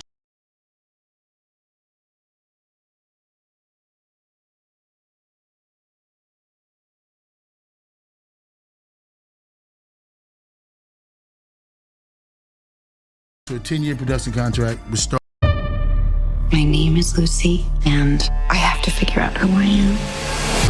Started in deal on Bootleg Kev. Was signed to a 10-year production contract, which started in 2009, which will end 2019. Crazy. Hello. But my bad. I had that off. Sorry about that. Let me go back. So just because you don't got a contract or anything coming your way, holding it down for someone in your state doesn't mean anything. Sounds super effed up. Can't hear you. Yeah, my bad. I'm back. So what I was saying is he tweaked. He tweaked on the first contract, right? And then he said it was 7 years, ended in 2016. And now in the next conversation he's having, again, this is after Nip's unaliving. He's creepy for more than just the facts that the details of the deal changed. It's creepy for another reason. Let's watch. Bootleg Kev was signed to a 10-year production contract, which started in 2009, which will end 2019. Crazy. Now it ends 2019, not 2016. It done changed. Hello. But and that right there, that's the creepy part right there. That little smile and that hello. I ain't tripping off of that because, you know, it is what it is. I ain't tripping off of that means, nah, I'm tripping off of that. I tripped off of that. As much as you want to believe I tripped off of it. But I do have that. You know what I mean? So wait, so your deal with Nipsey was 10 years? It's 10 years. It was a 10 years, 25% of publishing to Air Miss Astrodome. Oh, wow. So 09 to 2019. 09 to 2019. So technically, Victory Lap. Hello. Okay. Hello. That's what he was trying to get at with the smile. I got paid. His last album is still under me publishing wise. All that extra money that comes when an artist passes away. Hello. But I ain't tripping off of that. But a minute ago, you didn't have that album in your deal. In the last conversation, that album had nothing to do with your deal. 2017, 2018, 2019 had nothing to do with your deal. A little while before that, you didn't have a deal. And there was something he said at the end of that right there. One side. So he said he had no business whatsoever. All right, whichever. All right, he wasn't getting a... I ain't killed Nipsey and had nothing to do with it because I wouldn't have benefited from Nipsey. I didn't have no business with Nipsey. Nipsey ain't signed to me one side. So he said he had... Not only that, right after he says that in that interview, he says, I made Nipsey. To me, that's no different than the kick in the head that dude gave the other guy. No different. But now watch him acting creepy about this 2019 change in the details of contracts that supposedly never existed. Crazy. 2009, which will end 2019. Crazy. Hello. But I ain't tripping off of that because, you know, it is what it is. But I do have that. You know what I mean? So, wait, so your deal with Nipsey was 10 years? It's 10 years. It was a 10 years, 25% of publishing to Air Miss Astrodome. Oh, wow. Again, a dude that supposedly loved him and worked with him, he calling him Aramis. It's Ermius. So 09 to 2019. 09 to 2019. So technically, Victory Lap. Hello. Okay. Creepy. Wow. Greedy.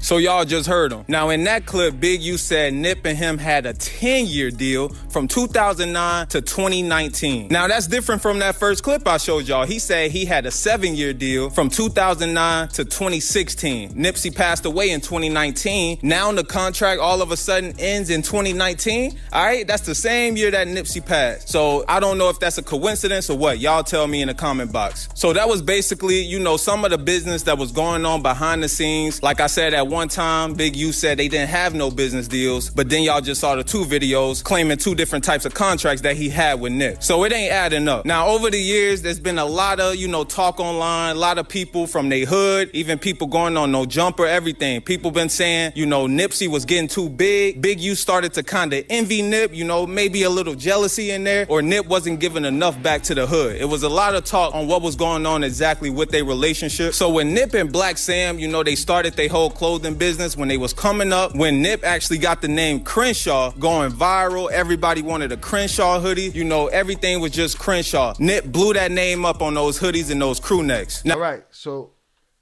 as far as Sam's story goes, when Sam was telling his story to Big Boy, he was talking about how Nip was going to brand that Crenshaw hoodie. I don't know if he's going to get to it here. He might. I might be, you know, jumping the gun. made them Crenshaw hoodies famous, people want to jump in. People want to take your business from you. You know, people feel like they should benefit from your leg work. All right? Dudes like Big U, they exist. They're all over the place.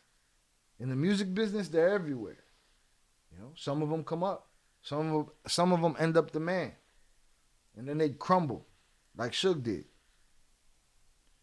Now, Big U being the big homie in the rolling 60s, you know, he felt like the hood needed a piece. You got Crenshaw on the hoodie, you got Crenshaw on all these clothes. Man, the hood need a piece of that. And Nip and his brother wasn't going for it, all right? That was their business. Them and All Money In, that was their thing, all right? Now, Big U did help Nip come up. He helped Nipsey in a lot of different ways. We can't deny that. All right, it's all documented. They did a... Well, if you listen to Wack 100, who was a friend of Big U's, right?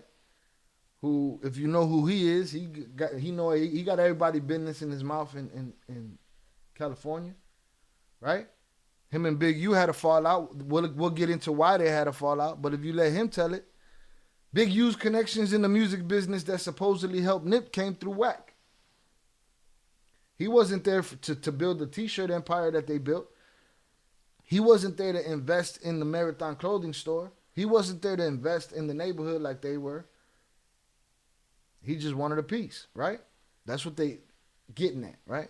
A lot of different things together, and they did both have love for each other. But once the Marathon clothing blew up and those Crenshaw hoodies was everywhere and those crew necks was seen all over LA, Big U felt like he needed a piece. So what Big U did, he went and started his own clothing and put Crenshaw on everything. Obviously, it didn't look like the Marathon. Listen, don't tell me I'm your boy. You got love for me. You want to see me come up. But now you bootlegging my business because I don't give you a piece of it, right? Now you making shitty Crenshaw-y shirts. Or Nipsey's brand, but you know, he put Crenshaw to try to claim the name that's his and not Nip's. Mind you, he started making logos and putting Crenshaw. If I'm Nip, I'm looking at that as a personal affront, right? Nip always knew that dude was the evil lurking in the background. He was Scar. You know what I'm saying? He knew. You can't do shit like this and me not, oh, you trying to strong arm me, bruh. The shit ain't even centered. I mean, you got to move this Crenshaw over about a half inch. You know what I mean? And he wanna step on what they were doing, on what they were making successful, on how they was helping everybody eat, how they was getting these all of these storefronts. If anybody gonna buy anything that say Crenshaw on, come on, man. He just jacked them. He basically took their shit. That's a bully tactic.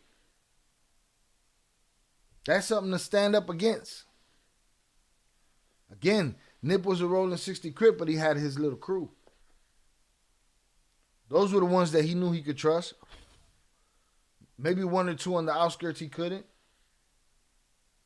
I know what it is to be in a situation that if you were with one other person in your entire life, things would have gone different.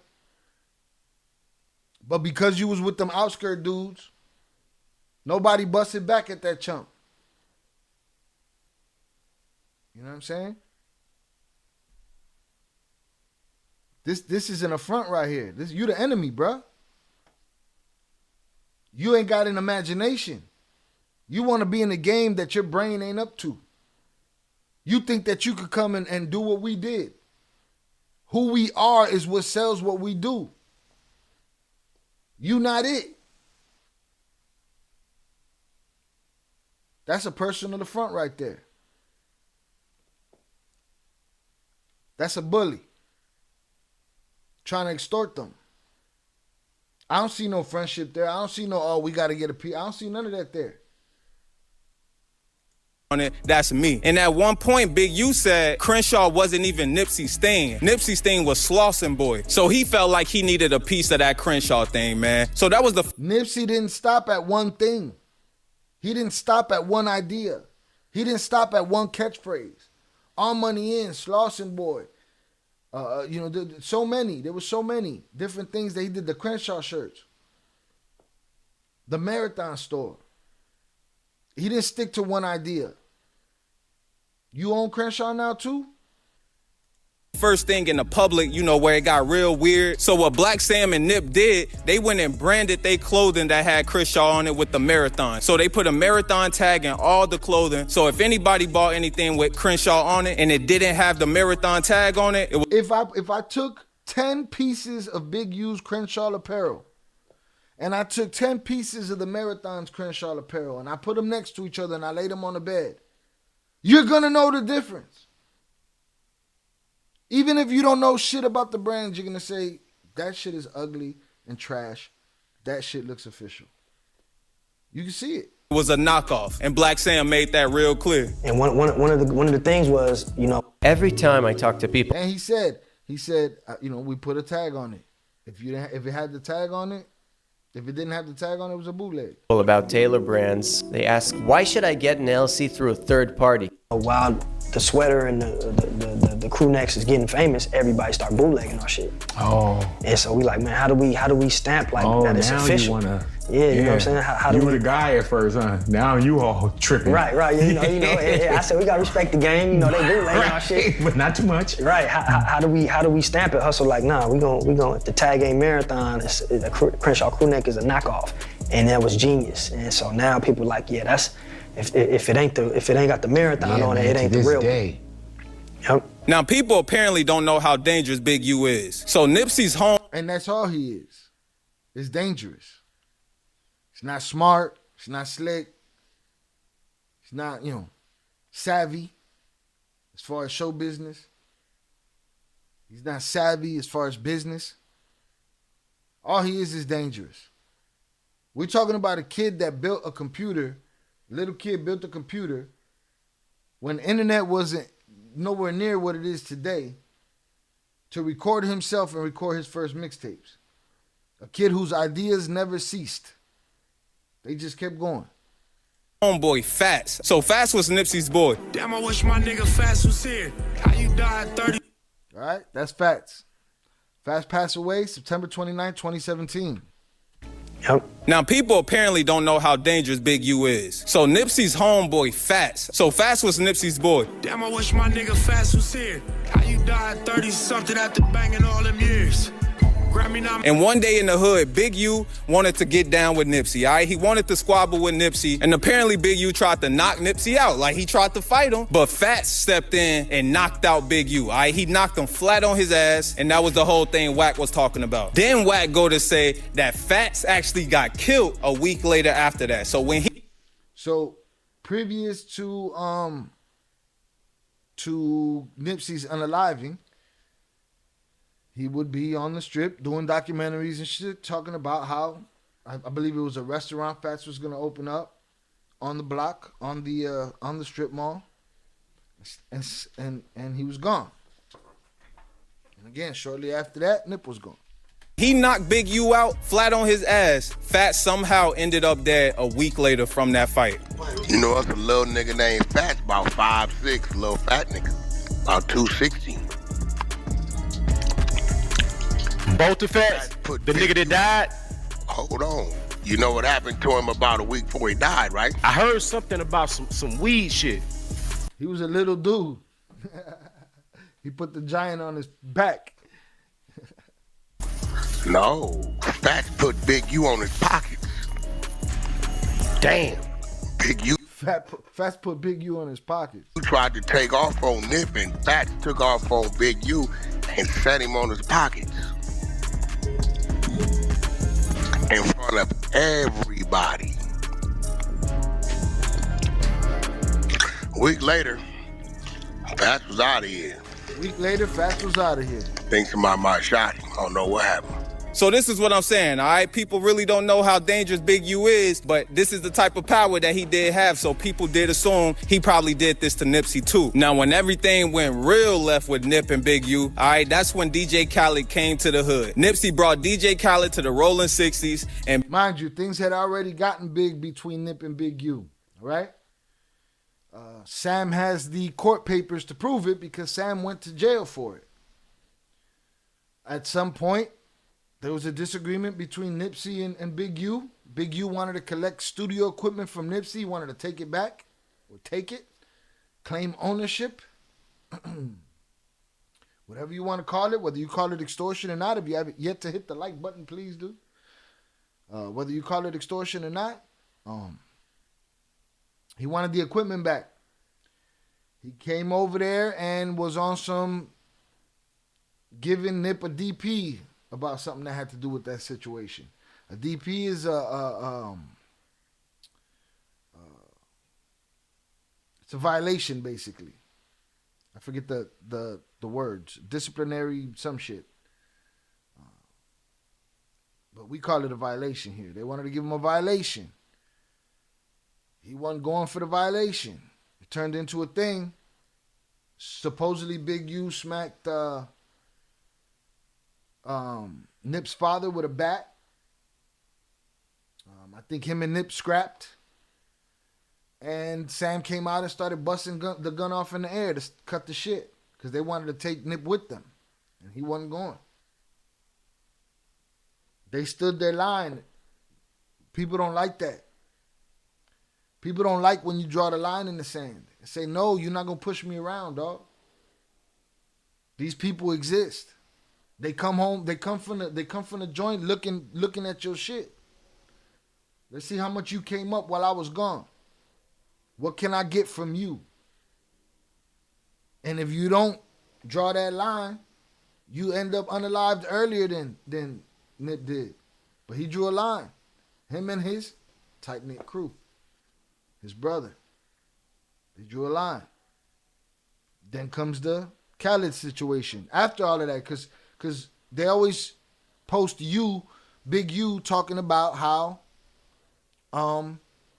we was good when he passed away. We was good. He was out with me. Well, there's theories about why. Nip understood the politics. He knew he couldn't just crash out and go to war with the 60s. He had to infiltrate from the inside. But he also had to toe his line. You're not going to push me past this line. And that's what they wanted to do when Khaled came around. Big U, you know. What's up? Y'all still with me? Hundreds up in the chat if y'all still with me. Salutes. Hit the like button if you have yet to do so. Hundreds up for y'all. Salutes.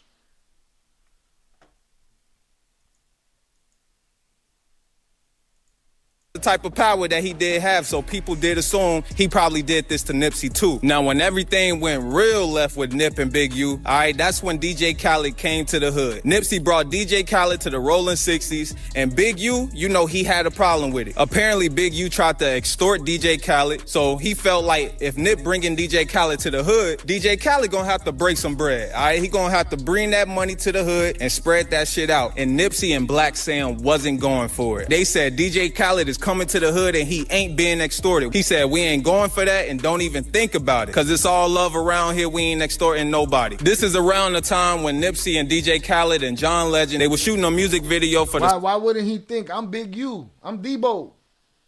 Khaled should be coming through me. Who's bringing Khaled to the hood? Nip? Why ain't I there? Why ain't I rubbing elbows with Khaled? Cause you ain't brokered that deal, fool. You ain't brokered that deal. Shout out April, said he didn't have no 10-year deal, but he was calling and threatening to shoot up the video shoot about a check-in. Big U was jealous as F.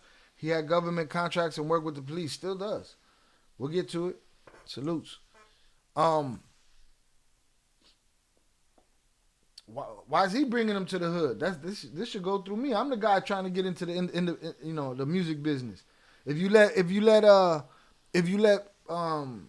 Whack 100 tell it, you know, dude just wanted to be Suge Knight. That's what he wanted. He wanted to be Suge Knight. the song Higher with all three of them. And Nipsey wanted DJ Khaled to come to the hood for the video. Not to get into too much detail, but there was a lot of big politics getting into it with certain people. You know, Hustle had DJ Khaled in the hood. April, I'm gonna let you do the show, April. You get ahead of me, I'm gonna let you do the show. You gonna be my co-host.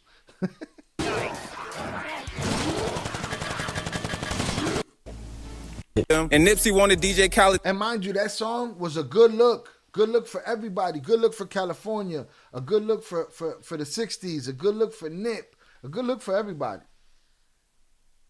God forbid you do some good. They don't want it, man. I seen it with my own eyes. Experienced it. They don't want it. You gotta draw that line. To come to the hood for the video. Not to get into too much detail, but there was a lot of big politics getting into it with certain people. You know, Hustle had DJ Khaled in the hood. Not to be speaking too much on shit, but we came frontline like we always do. And, you know, niggas gonna know we gonna crash out behind it. We gonna crash out behind it. AKA this tight-knit little crew. You're gonna come and you're gonna try to strong arm this video. You're gonna come, you're gonna try to extort Khaled. You're gonna come, you try to put this friendly pressure on people, and we gonna stand this fucking line. And if we all have to get unalived or go to prison for it, it's what's gonna happen. How bad do you want to come fuck this situation up? Because if we gonna fuck it up, we gonna fuck it up all the way. Right? That's basically what he's saying. We were willing to crash out over it. We not playing. Ain't nobody saying nothing to Khaled. Ain't nobody doing nothing to Khaled. And he's straight and Hustle frontline that. And you know, we felt like certain people didn't like that. And did the video. Khaled got out of there perfect and smooth. And you know, we appreciated Khaled for showing up. In that interview, if can pay attention and understanding what he's saying, he basically saying before Nip died, Big U and Nip had an issue about Nip bringing DJ Khaled to their neighborhood. They definitely did. And Big U had him ran up out of there. Now you see what I'm saying? Now, it's at this point that me and a couple of the people that might be listening or in the chat have to give an apology to Whack 100 and Loose Cannon. I called them a clown, Loose Cannon, on this channel. When they were on Adam 22, cheerleading each other with this story about how Big U sent him to do this and that. I ain't believe him. As much as I don't believe Big U, I didn't believe him. You know why I didn't believe him? Because they didn't know how to sell it. They was, what they say when we talk about the cartel talk, le echaron crema. They added extra cream to that shit, man. They was showing it up. They made it look not real. But now with the new explanations and the thoughts that I'm getting from Sam and these conversations that are happening, their story's starting to check out a whole lot more than it did before. Now, I ain't going to hold anybody else accountable, but I hold myself accountable. You know what I'm saying? And that now I believe I have to listen again to see how much cream they added to it. But I believe a lot of it now. If you have yet to hit the like button, please do. Salutes. April said Nip gave the hood everything. You didn't help. Whack 100 makes a statement. When did you hear Sam mention Big U helped them do anything? The help that he gave them in the music business, you could accrue that to he just, you know, that's friendly extortion, and he got his connections through Whack 100. Even if he didn't, even if he did help him, that's a 10-15% help. These dudes pulled themselves up from their bootstraps and they ain't had none. They did that with ideas, with execution, with risking it all. They risked it all the time. To the point where he died. You know? Shout out April. He started screaming STEM. Yeah, you know, Nip was talking about the STEM stuff. As soon as he was gone, now Big U wanted to do STEM programs, science, math, and all that. He started screaming STEM after Nip unalive. Nip was too intelligent for Big U. This dude's tight. This dude thought he would unalive Nip and take over, but he lacked the charisma. He lacked the charisma. He lacked the intelligence. He lacked the creativity. He lacked the artistry. He lacked a whole bunch of shit, which is why he's going to bully the people that got it. Le echaron crema a los tacos. Yeah. You're right, Shai. This is bully-ish, which is why it failed. And it's unraveling now. We'll see how far it goes. I was having this conversation with Oso the other day. He's like, oh, we're going to know soon. I said, nah, because there was in the last years since 2019, since Nip passed away, we didn't had many a conversation of conspiracy in this case. And we're still asking questions. With the Tupac unaliving, the Biggie unaliving, we had questions 3 years later. We got questions 26 years later. This could go on forever. You never know. You know? Around here, if you tax it, we don't mess with you. At least what I grew up on. Yeah, go tax your mom.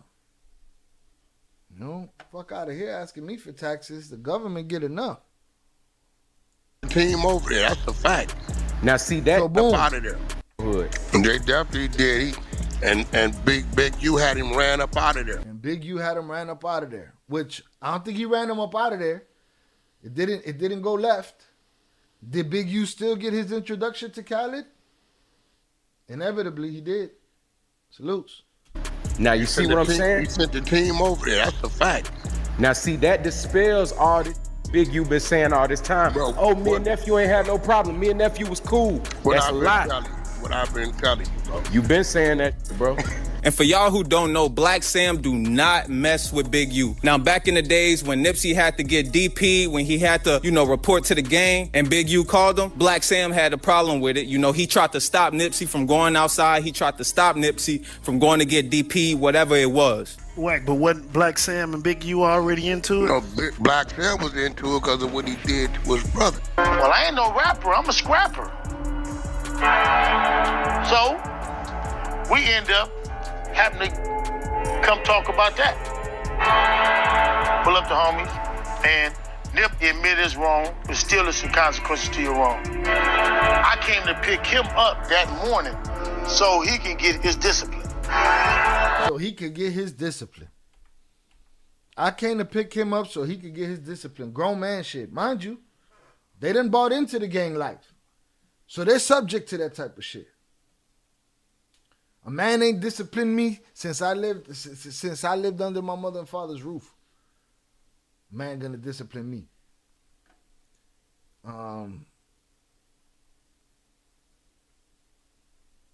Like you supposedly hooking me up, charging me more, and supposedly giving me the homie price. And here's the thing, I ain't mad at people getting their money. Don't come and try to take mine. Get your money, dog. Get your hustle on. Don't come and fucking try to take mine. Don't think that you've earned any right. I don't give a shit what you did. Ownership is ownership. I am willing to die over the ownership of what's mine. All right? And that goes for physical things, and that goes for material things, and that goes for intellectual property, all of the above. It's mine. If you ain't helped build it, you can't catch a cut. Back up. Back up. People want to see you all the time. You got to be, you walk in, you build something. You walk into a meeting thinking you're there to grow it with someone. Next thing you know, you find yourself in a position where you selling off your dream to somebody that don't really care about it the way you do, and you just gave them ownership in something that you built. Now watch them drag their feet. Sam was into it because of what he did to his brother. Black Sam was into it because of what they did to his brother. Tried to stop Nipsey from going to get DP, whatever it was. Whack, but wasn't Black Sam and Big U already into it? No, Black Sam was into it because of what he did to his brother. Well, I ain't no rapper. I'm a scrapper. So, we end up having to come talk about that. Pull up the homies, and Nip admit is wrong, but still there's some consequences to your wrong. I came to pick him up that morning so he can get his discipline. And his brother got in the way. Talking about my brother not going nowhere. If I was his brother, I'd have did the same thing. Like, you're fucking right. You taking him where? To discipline him? We all go right here on this block. All of us. You're not going nowhere with these niggas. I would have did the same shit. But I mean, you not from 60s though. And you're not from the hood, so, you can't really speak on hood business. And really, that's really what happened. Me and Nip talked that night. We went and chopped it up, and it was never nothing after that. Now, on March 31st, 2019, that was the day nobody gonna ever forget, man. All right. Now, he ain't talk about how it all went crazy and the guns came out and people got smacked with bats and all kind of shit. But, So, Eric Holder, a fellow Rolling 60s member, all right, Nipsey knew him, he knew Nipsey, Big U knew him, and the whole hood knew him. So, apparently, Eric was in a car with his girl, all right? His girl was driving him, and they parked in this alleyway next to Nipsey's Hustle store, the Marathon. They parked in the alleyway right beside... Now, hold on. Before we go any further, I wanna read you the lyrics for You Don't Got a Clue. Right? You, the letter U, you don't got a clue. This is one of the biggest pieces of evidence in their drama, in selling it to where it's not so much how Big U says it. Oh, me and bro was good. We was good. We was always good. All right. Here's the bars for You Don't Have a Clue. I can't play the song, so here you have it, all right? Intro is, some things just got to be said. Here we go. You don't got a clue of what you want to do. I'm busy getting rich. You think I'm going to stop for you? I built this on my own, and everybody know it's true. Still, Higgins act like they supposed to have control of what I do. But look, they don't have a clue of what I've been through. Higgins ain't have no trust funds or eat off no silver spoon. Higgins ain't have no peace inside my house until I moved. And I for damn sure can't recall having no exit route in you. But really, I don't got a clue of what you even do. And what good is a dream if you can't make your shit come true? What good is a team when everyone depends on you? Hope opportunity don't knock when opportunists in your group. Because then what you gonna do? What you gonna do? Because if you sharing your success and not your struggle, you's a fool. Then you start to look like food. The game don't even chew. Eat you up and shit you out. And them critics say you through. But look, they don't got a clue what you was trying to do. Keeping it 100, 100 don't keep it true. Well, I'm going to tell you what to do. Here is what you do. Say, fuck the middleman, get on your marathon and get your loot. I hustle because I have to, not because it's cool. And over time became accustomed to the bullshit Higgins do. Now I'm numb and it's cool. Had to bounce back and regroup. Hope you don't expect shit from me, because I don't want shit from you. All right? If that is not an indictment on Big U's character from Nipsey Hussle himself, I don't know what to tell you. You guys can look up the song for yourself. It's the letter U, don't got a clue. Salutes. Right? Let's get this out of here. Let's get back to the video. I just wanted y'all to see that. Or hear that. Because he's telling it. He's saying it. What'd I do? I lost it. Create the perfect ad in just minutes. Shut your ass up. Did I lose the video? What did I do with it? There we go.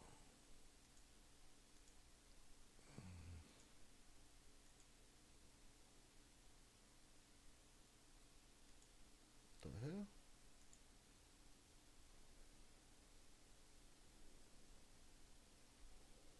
Hold on, man.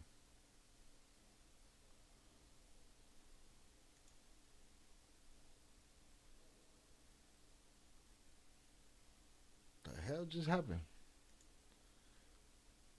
I lost the whole video. Hold on. Oh, here it go right here. Inside the store, and Eric got out. He got out, walked up with no shirt on. Now he turned the corner. All right. Now, we saw how everything went down. Salutes April Campbell. Shy, you hit my soft spot, bro. I love you. I'm sorry. Salutes to you. No worries. Salutes to you. Love you back. No need to be sorry. So always inklings in the topic of, hey man, did Big U do this? Did Big U do this, right? Then Big U would come out or Whack 100 would come out and they put pieces together that I didn't know whether to believe or not. And then Sam spoke. And Sam said something that I hadn't considered before. And maybe I did and forgot all about it. But the way he painted the picture was perfect because he used the shirt as a conduit for the theory. And the theory is, well, let's see if he gets to it right here. Let's go. April said, Nipsey's my anger level. I hate this Big U Higga because people like us see right through him. Shy, we recognize the hate Higgins like himself give. It's right there. It oozes off of them. It oozes off of them.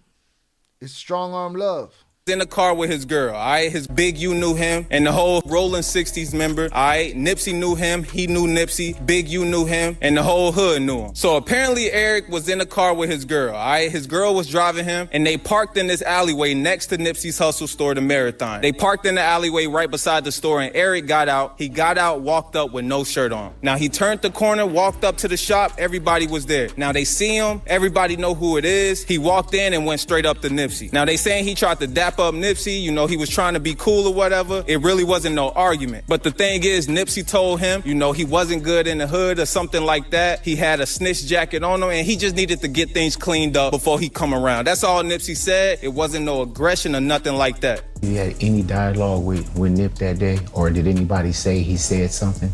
Yeah, no, they had dialogue, but it was in the mix of him coming up, talking to bro, and you know, whatever transpired, it wasn't an aggressive dialogue. It was just maybe small talk, and then maybe people saying Nip brought something up to him. Okay, he may have, but it wasn't. To me, that don't. Whatever the dialogue was, that didn't justify, or that didn't turn into that. You know what I'm saying? He came there for a reason, and May got the reverses. I mean, he got the charges reversed because Hustle asked him something about it and humbled him real quick.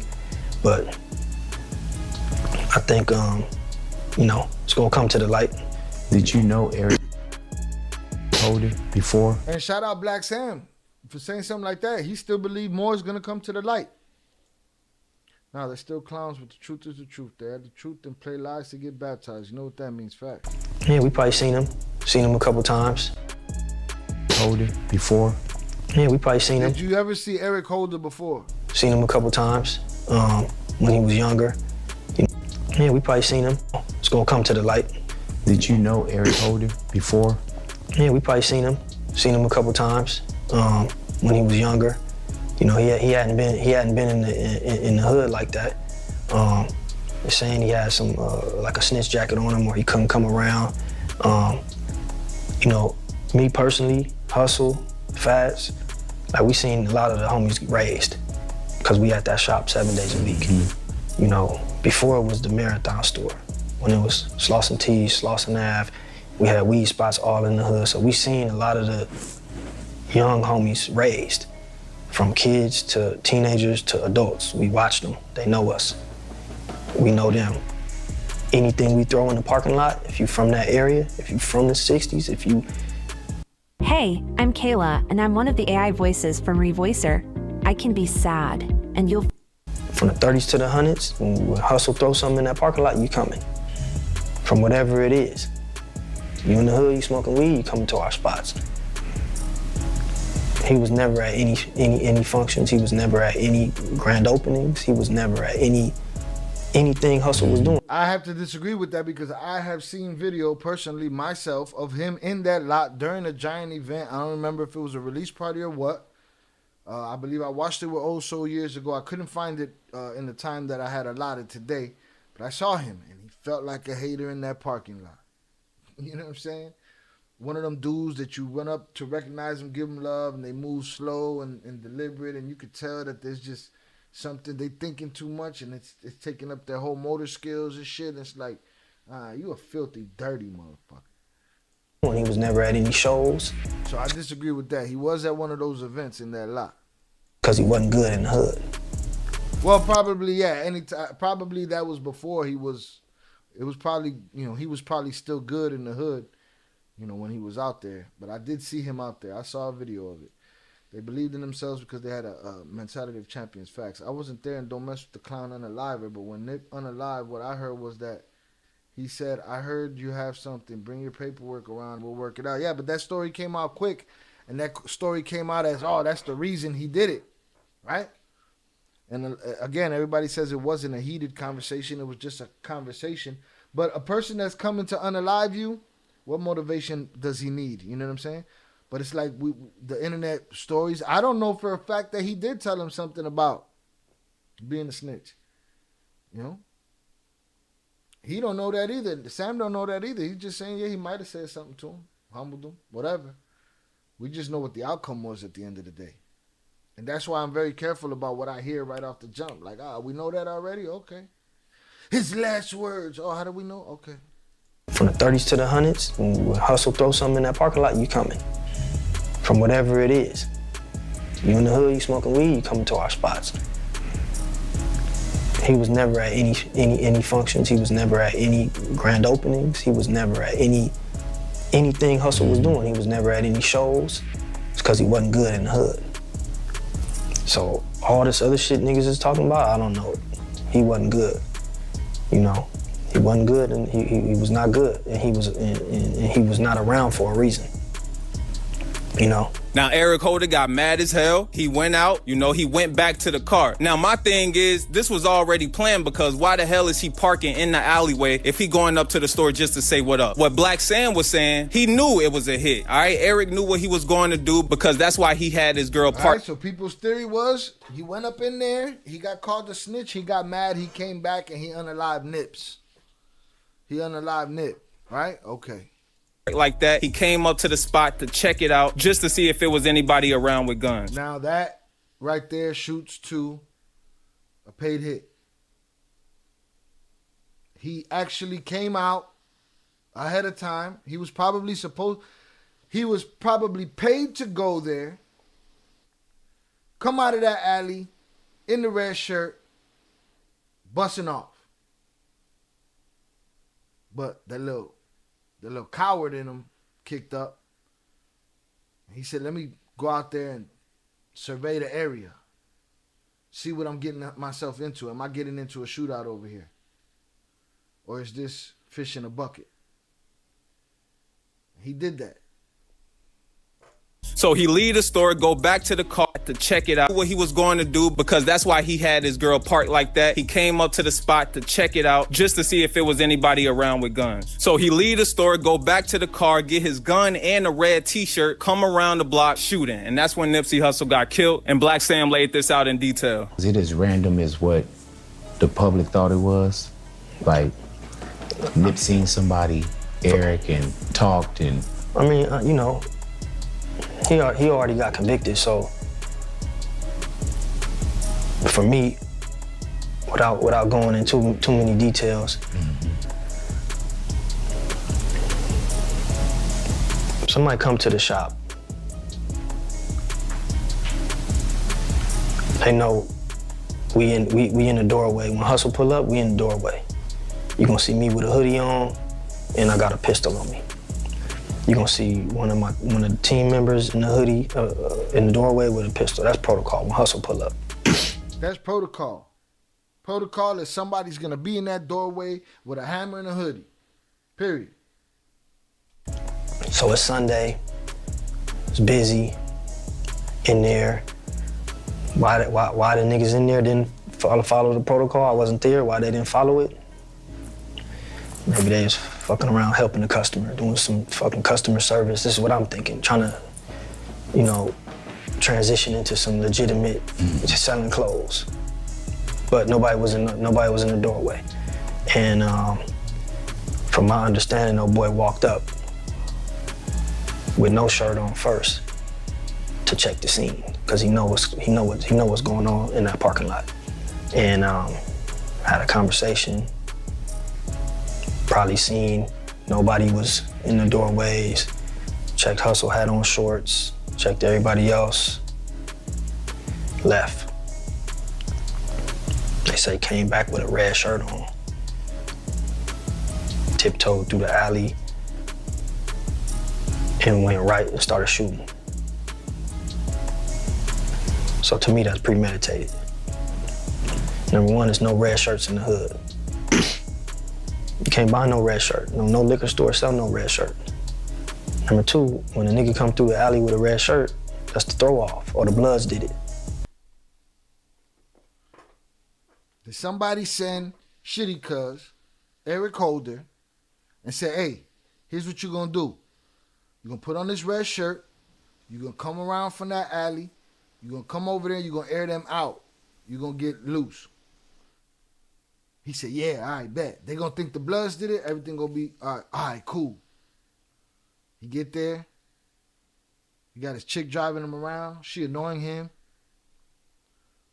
He decided, hey, I'm gonna just take this shirt off. Go see what I'm dealing with. Let me test the water. Let's see if it's hot. All right? He realized there's nobody in the doorway. Cowboy stuff in his face. Red Paw's playing with his phone.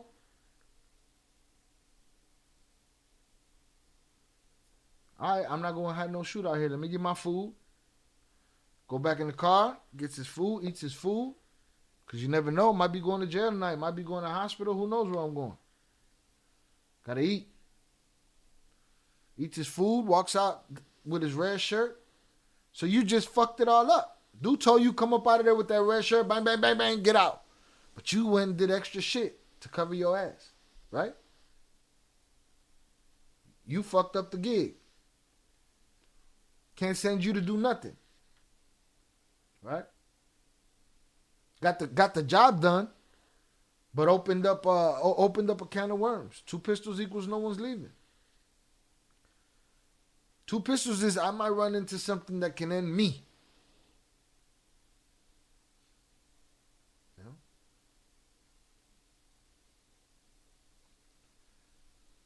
Jonathan said I was gonna point that out, but didn't want to put the gangbanger jacket on Nip. Why? He was gonna wear that jacket. He was proud to wear that jacket. He chose to wear that jacket.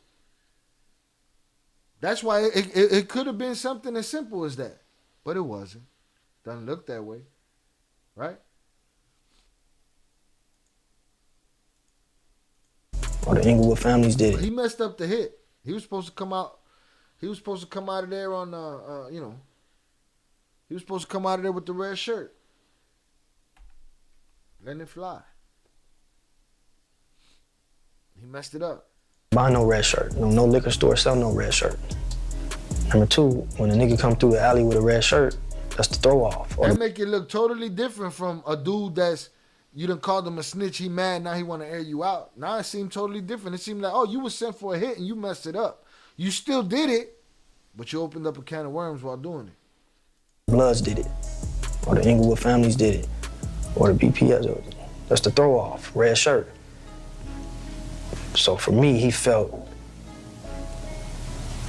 he was supposed to do a job, or somebody sent him or whatever, and he was nervous. He was supposed to hit that alley with that red shirt immediately, but he didn't do that. He came in and he wanted to check the scene. He wanted to make sure he wasn't getting into a shootout. That's it. And Sam brought it all together for me. You know, he brought it all together for me.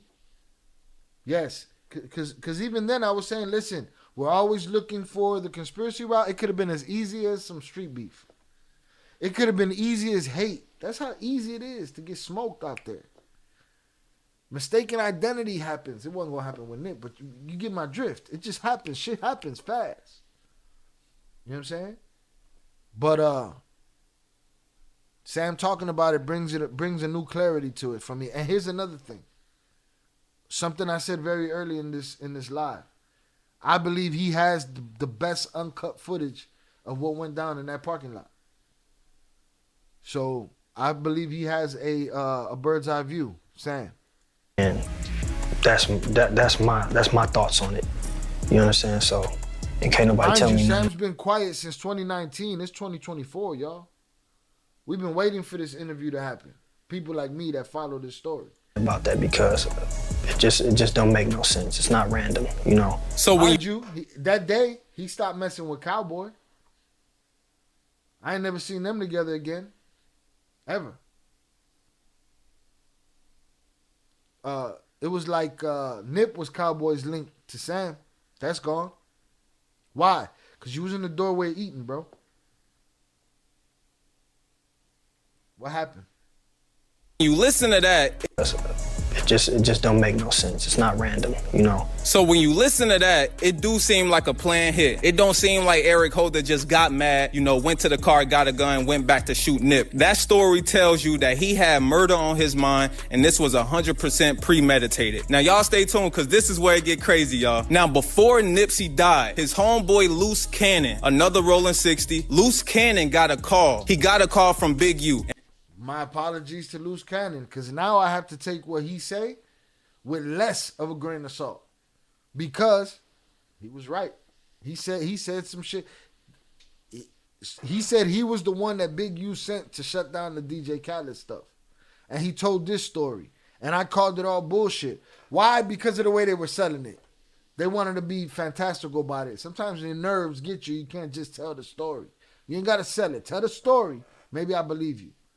Put some extra shit on it, and it's funny, and it's a game. I'm thinking you clout chasing, right? So I got to take my apology. And now I have to look at what he says as quite plausible, right? So look what he says right here. And Big Hand, stay tuned, because this is where it get crazy, y'all. Now, before Nipsey died, his homeboy Loose Cannon, another rolling 60, Loose Cannon got a call. He got a call from Big U, and Big U said somebody shot Nipsey. Now, Nipsey wasn't dead when Loose Cannon got this call. Big U just called Loose Cannon, said Nipsey was dead, so Loose Cannon decided to call Nip. Now, he called Nip, and Nip answered the phone, and he said, "What up?" He didn't say nothing about Big U's call at all. He just acted like everything was cool with Nip, and they just got off the phone. Now, 30 minutes later, after he got off the phone with Nip turned out dead, bro. So Big U called Loose Cannon 30 minutes before Nipsey got shot. All right, he called him saying Nipsey got shot when it didn't even happen yet, y'all. So he FaceTimed me and stuff like that. He was like, I've been in the print-on-demand space for over 7 years now, and Kittle is my go-to tool for... I called Loose Cannon 30 minutes. Think about that. Now I have to give credit to what Loose Cannon says here. When I was looking at it before, like, y'all crazy. You just talking. He said Big U called him 30 minutes before Nipsey was unalive. Told him Nipsey was shot. Loose Cannon called Nip. Nip answered the phone. He was like, "Oh, no, I'm just calling to say what's up." Hang up the phone. 30 minutes later, Nip's gone. I didn't believe it before. Now, after what I'm hearing from Black Sam, it brings credibility what they was talking about. It's before Nipsey got shot. All right, he called him saying Nipsey got shot when it didn't even happen yet, y'all. So he FaceTimed me and stuff like that. He was like, Nipsey you know what just that got killed. That sound like an old head trying to be relevant to the young wolf. You know what I'm saying? He thirsty at the crib. Let me talk to one of the youngsters and tell him what's up, what's happening. Evidently a youngster that at that point he was able to send off. You know what I'm saying? So it is what it is. Salutes. What y'all arguing about? It's internal, so there won't be no gang war. Jonathan, you gang banged before? I'm gonna tell you what Shai once said. This is 50. You asking me Chicago politics? Salutes. I gotta give credence to what he's saying. That sound like an old hater, thirsty to sitting around the crib waiting for it to go down. It's finna go down today. Nip gonna get his just due. You know what I'm saying? And you know, Nip's gonna make it happen. I mean, Shitty Cuz gonna make it happen. Nip's gonna be gone. Yeah, bruh. Why it was a half an hour later? I'll tell you why. Big U probably had a time in mind that he thought it was gonna happen, but he don't realize he sent a dum-dum to go do the job, and dum-dum turned the job that was supposed to be 2 minutes into 30 minutes because he went and ordered food. He went and had conversations. He went and checked out the land. He went and got back in the whip. He ate his food. He put his stupid shirt on. He grabbed his hammers. He came out. He wreaked havoc. He kicked the man while he was down, and he ran like a hoe. All that 30 minutes right there is probably the 30 minutes it took from the phone call that Loose Cannon had with Nip to the end. So that's I say he's a psychic. Yeah. He was in the parking lot sipping out of a big cup, looking and acting weird, and Nip peeped him, looking and being weird. Peeped who? Eric? He had a whole conversation with him. Jonathan, don't beat around the bush. It's a simple question. Crash out, you checking motherfuckers in the thing? I think here he's referring this you can't say you're neutral or nothing in Chicago. Yeah, because of what I said the other day. That they come asking the question, what you ride? If you say you a neutron, you say you don't gangbang, that shit used to mean something and get you a pass. Not no more. Now they gonna bust at you anyway. Right? Crash out in here checking motherfuckers. Turned out dead, bro. So Big U called Loose Cannon 30 minutes before Nipsey got shot. All right, he called him saying Nipsey got shot when it didn't even happen yet, y'all. So he FaceTimed me and stuff like that. He was like, Nipsey just got killed. I'm like, sick, so I didn't hear that. So I hang up with him. I called Nipsey and I'm like, Nipsey, what's up? He was like, oh, what's up with it? And I remember what I said when this interview comes out. I would love to see Nipsey Hussle's phone records to see if this is bullshit. That's an easy find, right? For investigators, for police, right? Very easy to see if Loose Cannon called Nipsey Hussle 30 minutes before he was unalived. Very easy to see that. You know what I'm saying? Crash out, because I was a part of an organization. If you have no clue about that life, you never will. Yeah, but why you holding him to that? He's just talking. He's talking about something that pertains to something I said. Less caffeine, papas. April Campbell said he was at an event in the parking lot when it was jam-packed. Yes, don't know which one. I seen him there too, sipping on a drink out of a big cup. Okay, yes. You're behind, April. That's what it is. You're a little behind on the playback. So we're talking about two different things at two different times. But yes, that's the video that I saw of Eric in the parking lot looking like a sucker. You know what I'm saying? Salute. All right. But that's an easy find, right? How are we gonna know if he's lying? What was Nip's phone records? What phone call did he get 30 minutes before? Or you know what? You know what's even easier to find? Let's go on through your phone history. Oh, your phone broke, you lost it, it's gone? Okay. But that's what I thought at the time. There's an easy way to confirm if what he's saying is true. You know? Somebody's call history has that call on it. Nipsey answered. Nipsey answered. He answered the phone. And I was like, I love you, cuz, or whatever like that. Did you tell him the call you just got? Or you didn't even mention it? I didn't mention it. And that's what fucked me up because It should F you up. It should. Because you should have told that man that Big U just called me and told me you got smoked. That would have been a sign Nip needed to get his ass in that whip right off and go mount up with everybody and get his shit together. My cousin is Nipsey baby mama. You get what I'm saying? So it was like I could have probably stopped it, or it had it. Stop what? Fuck you mean? That fuck you talking about? No, because listen. So after I talked to Nipsey, and I was all dramatic. What you mean? What you talking about?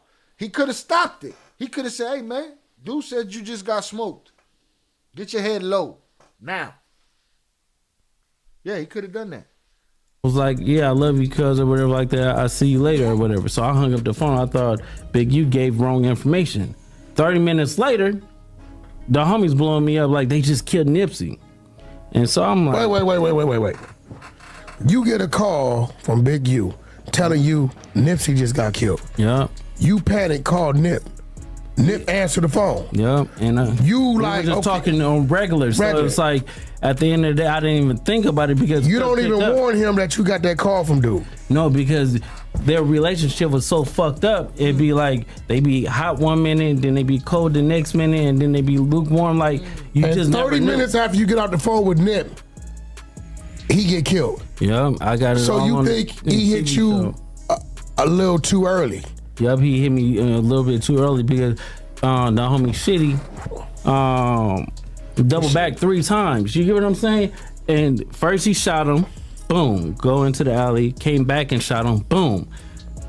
No, that's not correct. He did run off 3 times, but he ran off feet, 10 feet, then came back 15 feet, came back, something like that. But he didn't go all the way back to the alley. Good enough, and then he came back and he shot him again. But now, what he's trying to put together in his head is what I just said. That's that extra half hour he was looking for. It was the half hour that he spent looking around that place, driving around the block with old girl, eating his food, all of that stuff. It's like how did he know?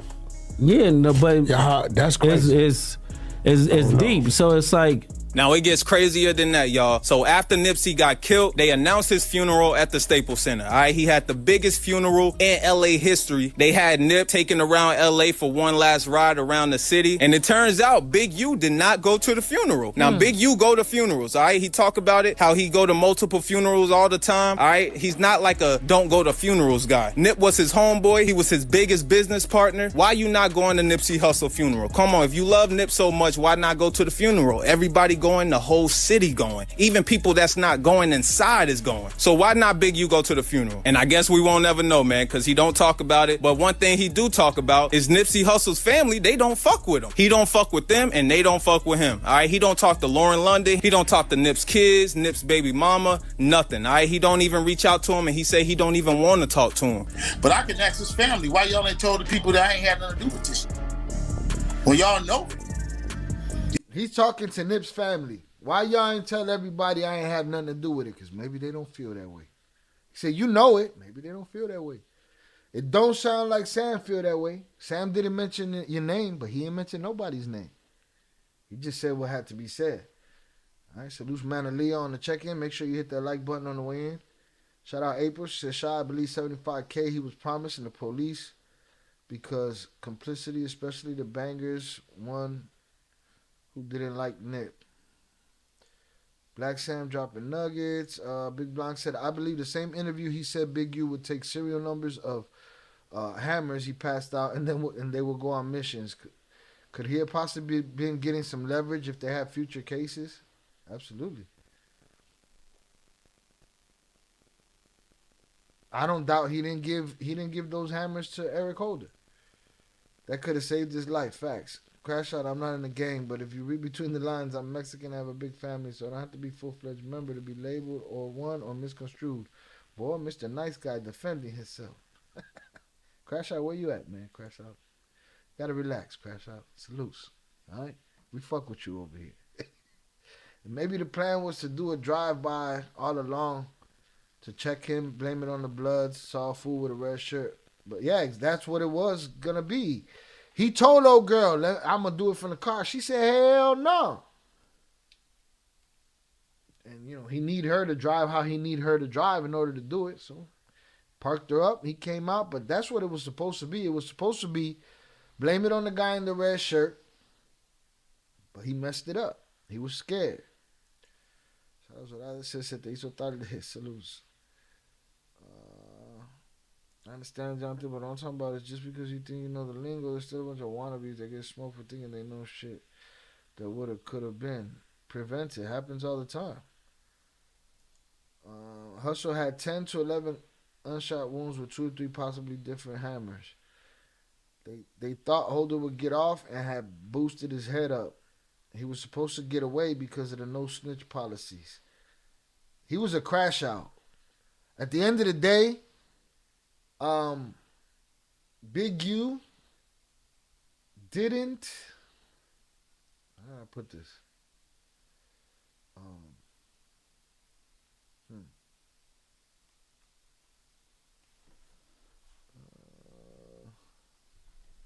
Big U didn't. He sent dude as a crash out. No pun intended. He sent dude as a crash out. He didn't expect. It wasn't a foregone conclusion in Big U's mind that this guy would come out of there alive. You know? He probably thought dude would have came out of there gone. Just think about the time, though. You know, Nip just happened to pull up to the store on a Sunday. Pull up to the store by his lonesome, hanging out there for a while, and then this dude show up. Somebody had to make that call to him like, hey, bruh, he's here.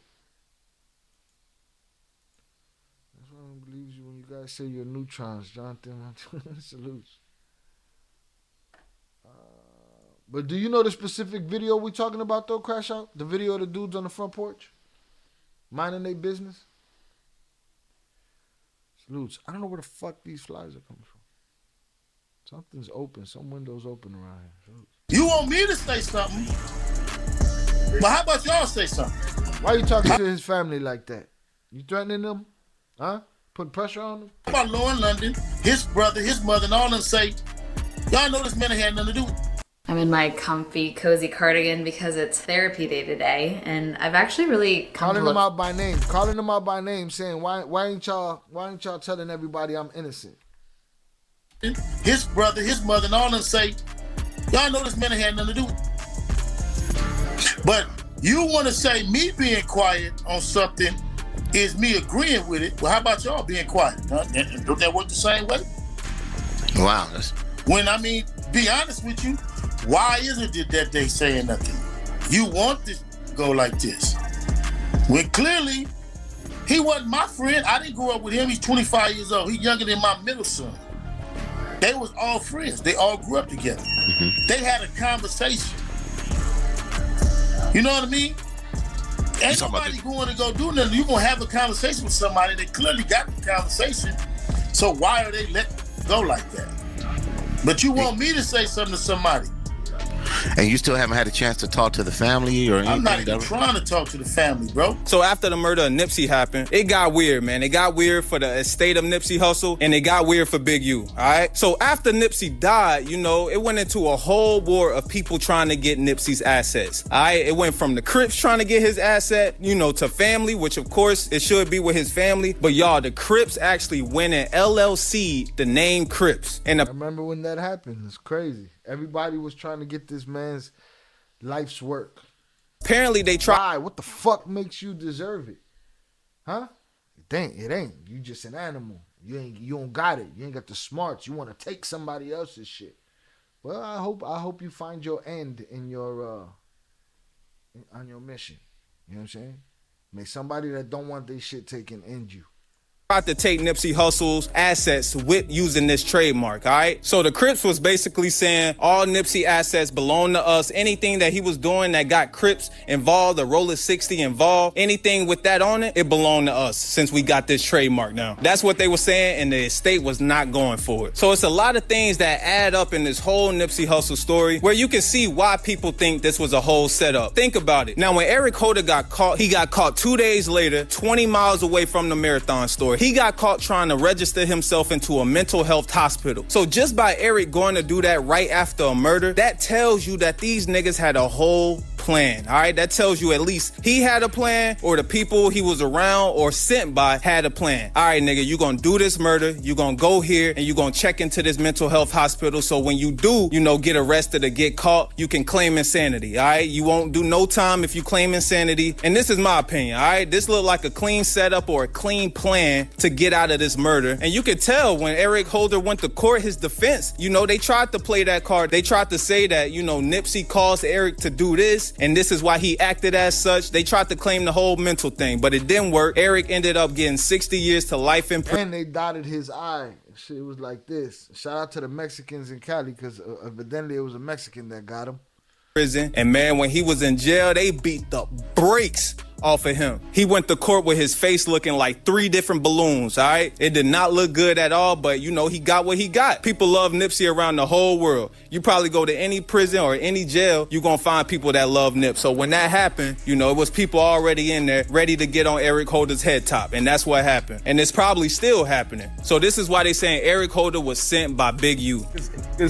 To pay attention is really going to dissect that interview and see what Sam is saying, bro. Sam is really alluding to that the boy Eric Holder was sent. He kind of alluding to like Big U done might have sent that nigga, bro. Eric Holder is a little, bro. You don't remember when I said the only way a mental patient could walk into a mental facility and get checked in is he was already a previous. Yes, he was already there. Yep. All right, so now that's Whack 100 bringing up the idea that he was in the mental health facility, but everybody kept saying he was trying to register into mental facility. What Whack is getting at is if he was inside the mental facility when they caught him, that means he had been in there already, and he was already in a position where he was, easy to be grabbed up and sent off with a red shirt. No big deal. You remember I used to tell everybody that. You know what I'm saying? I thought he was going to use that as part of his defense. Now, Big U still denied the allegations that he had nothing to do with Nipsey's murder. You know, he not changing his story. He's standing on that. But the streets have been saying Big U is behind the murder of Nipsey Hussle. But with all this information I just gave y'all, y'all let me know what y'all think in the comment box down below. Remember to like this. Salutes Coolin TV. I believe we gave him a like already. Let me see. Yep, hit the like button already. Salutes to him. Here's his channel again for those that want to check his channel out.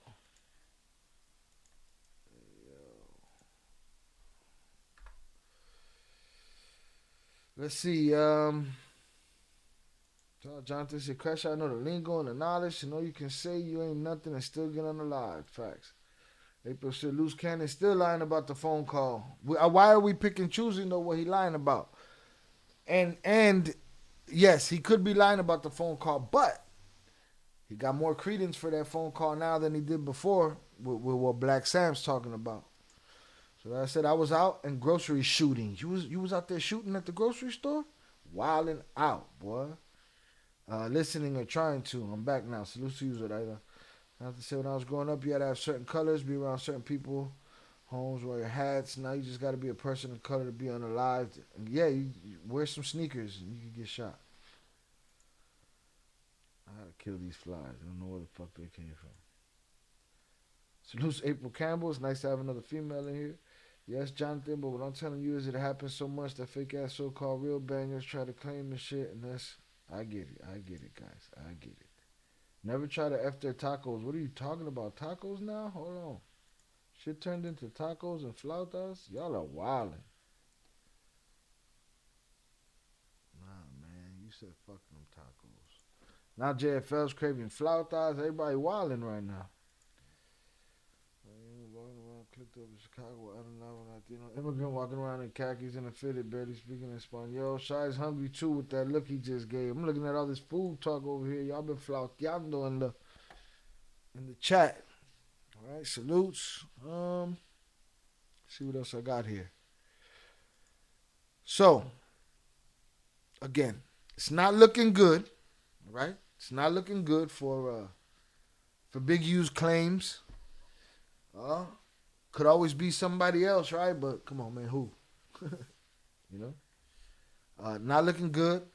Oh, you know what? I could run through this Charleston White. Charleston White, you know, when he's talking stupid, he's talking stupid. But when he's talking sense, he's talking sense. And he gives it a quick breakdown here, too. We can watch this before we get out of here. Salutes. Why is everybody talking about food? What's going on? I don't know, man. They wildin', right? They wildin' out right now. Y'all know why the Rolling 60s killed Nipsey Hussle, man? This what happened with the Rolling 60s, right? And I was with them. This what them told me, cuz. And this what made me say from Rolling 60s. And this what made me say neighborhood 60 Nip. Them told me, cuz, now cuz Nip ain't bigger than the set. Nah, them told me that, homie. Them got mad. Them got mad, homie, when Black Sam them closed down the Marathon store. Them really got mad when Nipsey Hussle family. Now only the neighborhood Rolling 60s in the hood. He said it. He said, they told me. Yo, man, Aaliyah, you on some weird shit. We want to see Shy eating, bro. Somebody give him 5 minutes, man. Put him in a fucking bedroom, man. You gotta take a 5 minute. You gotta take a 5 minute bathroom break, man, Aaliyah, just for saying we want to see Shy eating. You asking for a mukbang over here? Huh? Ain't that where they eat on the internet? What I look like, man? I gotta be eating something real good, and y'all gotta be paying for it. Salutes. 5 minutes, man.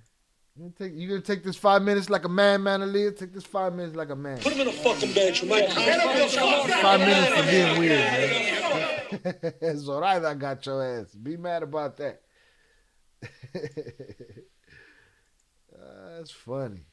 I know what I'm talking about, but duck is really good. Salutes. I don't think I've ever had duck. Salutes.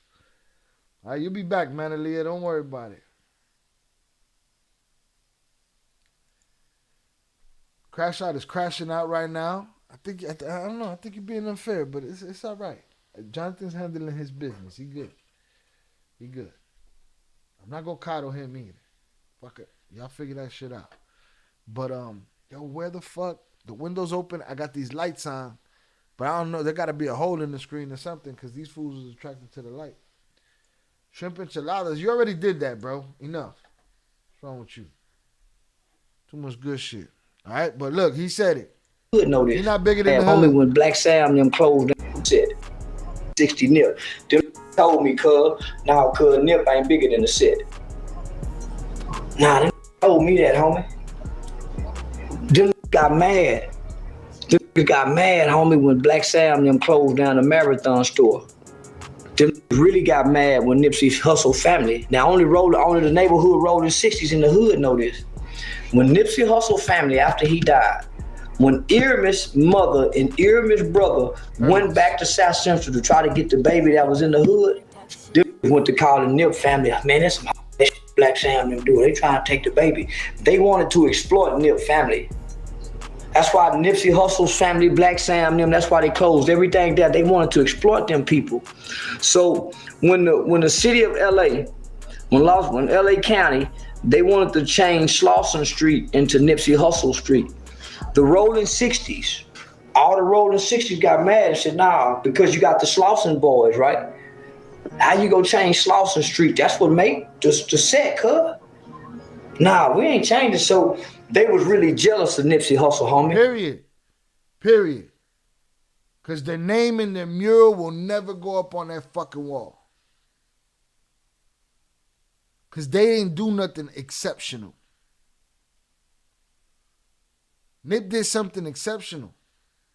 It's a quote that I always go back that my brother has told me.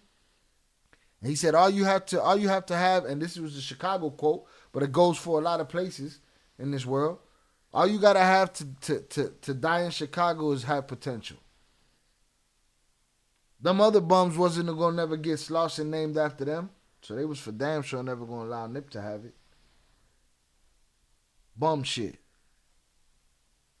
Nip belong on the shirt. Put Nip on the shirt. All the big homies in the set was jealous of Nip because all the young love Nip. So Nip had got bigger than the set, cuz. Nip had connected Nip. Nip had got bigger than the set, cuz. Nip ain't big. Ain't nobody bigger than the set, cuz. Remember, nobody's bigger than the program. Nip got bigger than the program, so Nip got clipped because Nip became bigger than the program. So let me keep telling y'all the story. I'm with them. I'm with Nip them, dog. How you think I went to the funeral? So when Nip died, now people like, nah, cuz we're planning on sending the marathon shirts down here to me and everything. So they said, nah, so you see in the video, cuz we coming to Texas, woo, woo, woo. When Nip got clipped from the clothing store, they thought they were able to run the clothing store. So when they got clipped, nah, Nip ain't bigger than the set, cuz. So when they told me that, what? I pulled back from I was sending them money. Y'all was real tough. Say, tell Melvin Farmer, I still got that receipt. I still got that receipt, Melvin. You remember that package I sent to the bookstore over there in South Central? I still got that receipt to show proof I sent you a package. That package I sent you get you put in prison forever. Melvin Farmer, you remember that package I sent you? That 8 tray backwards? You remember that 8 tray? That 8 tray I sent you backwards? Because it's hard for y'all to get them up there. You remember that, Melvin? I'm sure your parole officer knows you still can get your hands on some. Oh, Melvin Farmer. Melvin Farmer. I got a secret. Remember though, hey, Melvin. Remember you came down here and got snuck in a snowstorm and you couldn't eat? Who fed you and bought your cigarettes, Melvin? Don't forget that, boy. Don't forget the hand that fed you, Melvin. Don't you forget that. But back to the rolling 60s. So I'm at the main house where the 60s got started at. And then like Nip, cuz. See what happened, man. Nip pull up on the set, right? The big homie standing out there with him, all around Big U, all the woo, all the young.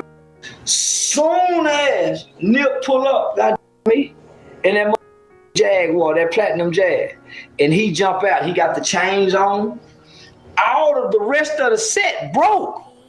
The rest of the set looked like bombs. Here come Nip getting out.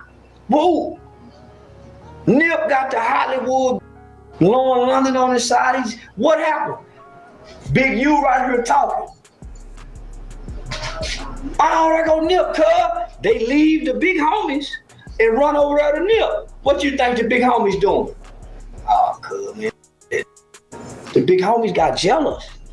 So now Nip saying, I don't want to pay that $20,000 to Big U no more. Well, give me the equipment then.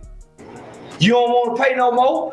I don't want to pay that 20 grand or 25% to Big U no more. We'll run the equipment back, and that's when it got into craziness.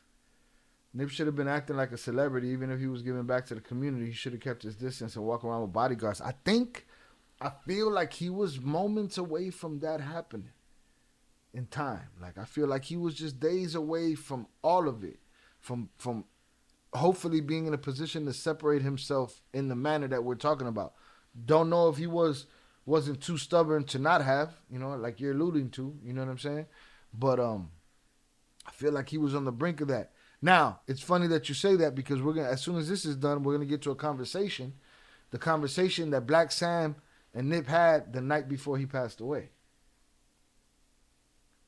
Yeah, shout out Manalia. Took that 5 minutes on the chin. Salutes. He was in the bathroom. They say they fell out over the equipment, but that wasn't about no equipment. Them white folks started pulling Earmus away. Earmus started going to the Lakers game, hanging out with them white folks, meeting them Jewish people down on the court side. There he is. He's talking about it right there. He was getting to see new things, man. Like his time was coming. White folks started pulling Earmus away. Earmus started going to the Lakers game, hanging out with them white folks, meeting them Jewish people down on the court side. The set wasn't with Nip when he met that white boy from Vector at the Lakers game. The set not going. Now, Black Sam got the mind. Black Sam ain't down with the set. So the set never liked Black Sam. They trying to pull Nip away from Black Sam. Black Sam trying to pull Nip away from the game. Because Black Sam got the business mind. The set need Nip, because Nip got the money to buy the guns, Nip got the money. So the set trying to pull him away, and the people trying to pull him away from the set. So the set say, we'll kill him for y'all have him.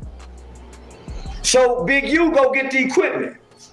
Now, give me the equipment. Hit his dad in the head with a bat. Boom! Oh, God. Hit the old man. Black Sam come out the house. Boom! Boom! Shoot the pistol in the air. This is documented reports. Then Nip come up dead. Walked off.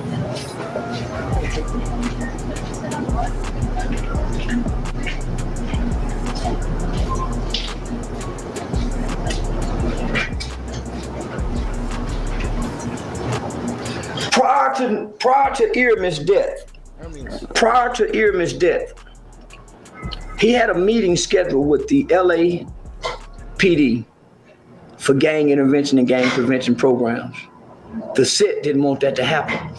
Nip was getting bigger than the set. Think about it. Trying to do programs to keep kids out of gangs. Sponsoring STEM programs so that kids can do science and math. Had Vector 90 so that people that wanted to start businesses can have workspaces. All right. Had land developing. He was going to develop parts of LA. All these things going for him. All these smarts. And the lowest common denominator came and took him. That's the world we live in. Arguing about bullshit in the chat. That's the world we live in. Huh? Where the dude that put in the work was giving back everything. The lowest common denominator. Ended it like that. Developments came down. Michael Dowd, don't forget he Ducked the fade off of Weatherman. I don't know what that means. Ducked whose fade? Who ducked whose fade? What are you talking about? All of those things he was doing. I went to 247HH a while back to see the homie Jello. Salute to the homie Jello. One of the most inspiring people I have in my life that, you know, keeps me in mind and keeps, you know, always got an encouraging word. And I stood in front of his library at his studio, and the library is like floor to ceiling, and it takes up one wall, and it took up another wall at the time. And I'm standing there, and I'm looking at it. And he walked up on me, and he was like, the last time I saw Nip, he was standing right in this spot, looking at it the same way, like, yo. And then he started pulling books. He was an avid reader. This dude that was cultured the way he was, right, still was down for the set. When the shit was going down, I've heard them say he ducked the fade one time. I don't believe that one time because of all the fades that I heard them say he didn't duck. You know, he believed that he could live in both worlds, right? But again, we all evolved. Maybe he would have reached a time in his life where things could have changed for him. Same with Pac. They were already in that direction. Nip already had plans for development deals already. And the lowest common denominator, a dude named Shitty Cuz, took him out. Quite possibly on the order of another old hater. There's a video I gotta find where Nip was talking about old haters. The last tweet that Nip dropped was, it's a blessing having powerful enemies or something like that. I believe he was on that mentality after the conversation that we're going to get to that he had with his brother the night before. But the lowest common denominator, for the lowest common denominator reasons, took out somebody that was gifting that much greatness. It's bullshit. It is what it is. The set intervention and gang prevention programs. The set didn't want that to happen. Nip was getting bigger than the set. The set couldn't control Nip no more. He was getting too big. They kept trying to pull him back to the set. The Jewish white boy and Black Sam was trying to pull him over here to the business development of the community. But the set got Nip off in the set. Say, man, that woo, woo, woo. Nip wasn't supposed to say nothing, but then sent to kill Nip.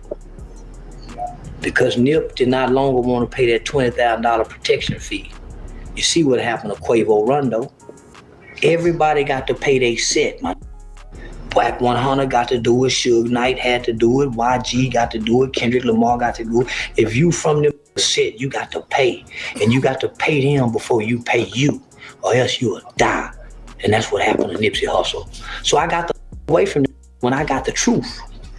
When I got the truth about what happened to Nip, it's Nip, and I love earrings. It's rolling 60s, it's the crib. I know they all name them. They killed Tupac, they killed Biggie, they killing everybody. So, no, man, I say, them, so I got away from them. If they do this to Nip, they'll do this to me. So now, homie, I quit, nigga, and I used to get number love. It wasn't nothing them call and get from me. It wasn't nothing them couldn't call and get from me, homie. I loved them. I loved on them. But when they done that to Nip, and them told me out of their mouth, homie, Nip ain't bigger than the set, cuz. And Slauson never changed to Nipsey Hussle. What the told me? And they went to calling Black Sam all kind of, and they went and got the baby. They already know if Nip baby stay over there home and they go extort the woman. So they went and got the baby. Nipsey Hussle family don't want nothing to do with the rolling 60s or that neighborhood. I believe it. Think about that. And now think about all the development that was happening in that neighborhood. It's probably a desert now. Huh? What's going on in that strip mall now? Now somebody that's probably not from the community is selling the community what they need And the community ain't seeing none of it. When Nip had a whole different idea about the shit, you know? Oh, yeah. Shout out Chucky. He had the Dr. Sebi documentary, too, that he was working with Nick Cannon on.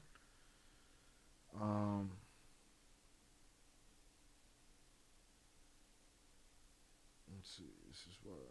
This is why Chicago will never change. Absolutely. I agree. Nip was evolving from that world, and the evil couldn't resist. And what did he say at the beginning of this live? He said, if it affects my career negatively, I'm going to have to take that one on the chin. Crabs in a bucket. Social constructs. Facts. Name says it all. They hate to see you grow. They don't like to see you outgrow the hood. They don't have no ambition. They don't understand it. They don't know what it is. They ain't looked it up. They don't have the creative, none of that shit. Cool, and it ain't everybody's fault, right? Some people are just what it is. Again, like you said, a construct. It's this whole gang construct.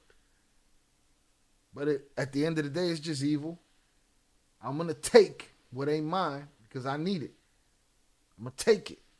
I can't make it. Big U deserves to be incarcerated. He's pimping our children, influencing them to admire him when he's nobody to love. I don't think he's doing the best job. Charleston White's a character to say the least. Again, I don't agree with everything he has to say, but when he's talking sense, he's talking sense. And I'm just looking at his conversation because it goes along with the theme of what we've seen already. He kind of summed it up. He's an entertaining character, but he's no dummy. Definitely no dummy. Just like the government went to the mob to do their dirty work. Satisfy your frivolous fears. They go to the gangbangers to serve that same purpose. Absolutely. Absolutely. So let's talk about a picture that I saw.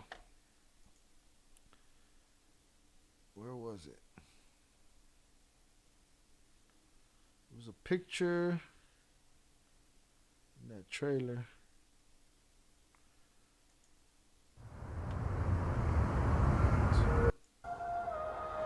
Speaking. Trying to find the specific picture. Good version of it. There it is.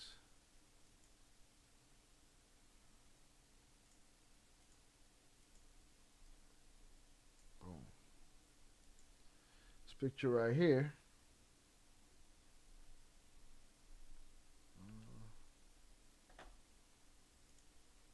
This picture right here this is Sam. Black Sam. This is Nip and Sam's father. This is Nip. And this is their cousin Adam. Okay? Part of the All Money In team. This is March 30th. The night before, the Saturday night before, Nip was unalived in the parking lot of the Marathon store. This is days following the DJ Khaled video shoot that's supposedly Loose Cannon. So let me break down a piece of that story too. We heard Loose Cannon. Loose Cannon said that they called him 30 minutes before Nip was gone and told him Nip was gone, right? Well, here's his story about the DJ Khaled situation. His story about the DJ Khaled situation is that, oh, and I gotta give you Wax idea of what's happening here. Loose Cannon, right, says that when the DJ Khaled thing was happening, Big U called him and told him to go shut it down. When he went to shut it down, and Nip and his crew stood on their square, and somehow Khaled got Big U on the phone. As Loose Cannon is standing there in front of DJ Khaled and Nip and Sam and Adam and everybody, he hears, they explain to Big U what's happening. He hears Big U tell Khaled, oh man, Khaled, I don't know. I don't even know what little cuz is doing. So he basically threw Loose Cannon under the bus, like Loose Cannon went over there to shut that down on his own, like he didn't send him. And Loose Cannon looked at that and said, this dude's ready to throw. Well, not ready to. He threw me under the bus. I can't mess with this dude. That's when he decided to tell his story. Right? Or no, because then after that, the 30-minute phone call came, right? So that's when all of these things started feeling weird to him. And when he knew Big U would backdoor him as well as Nip, right? Now, Whack 100, who had a relationship with Big U, who put Big U in a lot of the positions that he's in as far as the music business, if you ask Whack 100, he says that, again, these two have had that relationship that's been back and forth. They've had their beefs. And that towards the end, something happened with a dude named Dahmer. A dude named Dahmer, Nip was supposedly smashing his girl. This is all alleged. This is what I get from Whack 100 telling me, saying it on the internet. He says Nip smashed his girl. Dude wants to fade he wants to fight Nip. Nip denies the fade. That, to me, I don't know how much weight that holds, because I've heard him take a whole bunch of other fades, right? But whatever, he don't want it. So another dude from his hood named Eddie Boy takes the fade for him.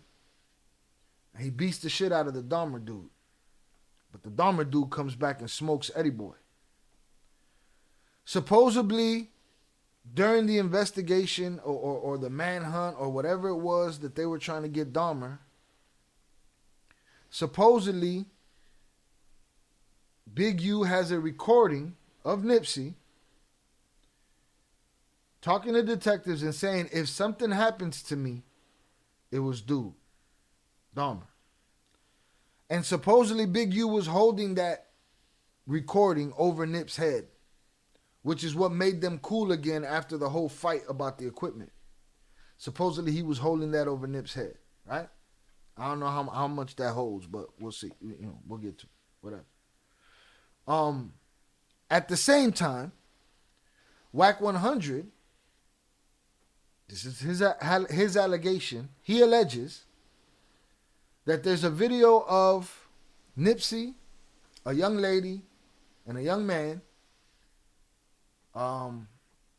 running Triz Nathaniel. If you remember the Big Pun days, all right? Basically having a threesome. And supposedly Nip was put in, how can I say this without saying it? There was some questionable, what people would say is questionable behavior from Nip on this video. And Whack 100 had it and he was holding it. He wasn't going to release it, right? Especially after Nip passed away.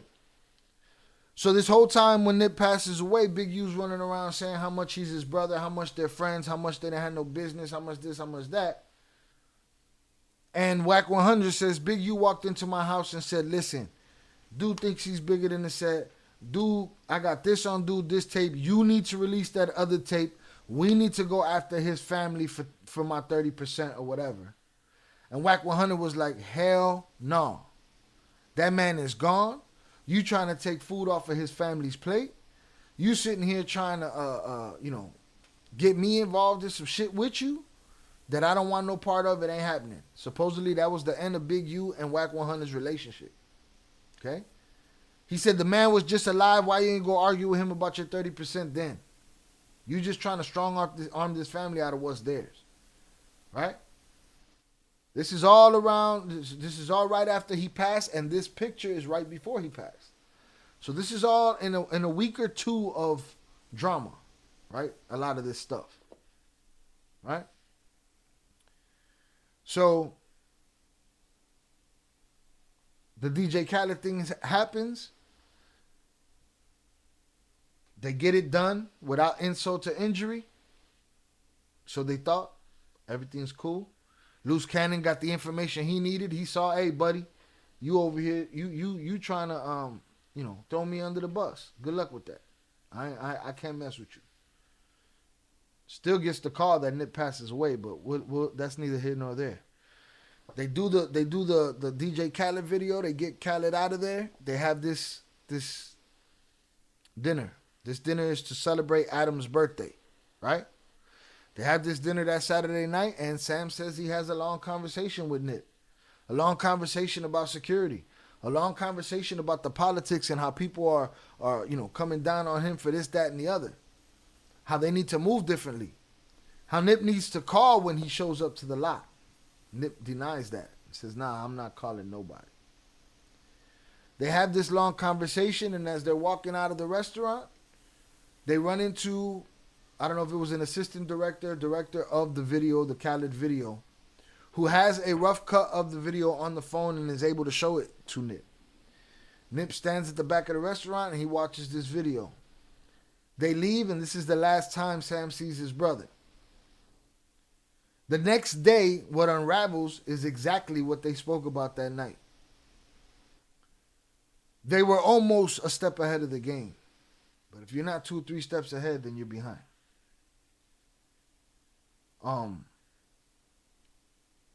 Another thing Whack 100 said is that, and again, this is secondhand, somebody said they ran into Sam, and Sam said something, and he brought it back to Whack. He said that Sam said what Whack and Luce and the guys in that chat group have been doing as far as talking about this, which I don't know how Whack can talk about people snitching on the internet and this and that. The man is just made of information all day long, so I don't know. Whatever. But he says that Black Sam saw dude and told dude, man, y'all are making it so that I feel better about speaking. And then, boom, Black Sam did the interview with Big Boy, which, again, I'll agree with Whack 100, was the best person he could have done it with, that interview. Somebody close to home, somebody that's not with the bullshit, that doesn't have an agenda, somebody that just cares about the people involved, mainly Nipsey. All right? But right there, that night, 12 hours, 15, 16 hours later, boom. Everything unraveled the way that they were seeing that they had to move different about. At this time, Nipsey had done the Vanity Fair cover. He had a horse in the hood with his wife on it. A guy that went after what he wanted. Did an interview one time. They asked him about famous women. He said, old girl's name, Lauren London. Ended up with her, and they have a child together named Cross.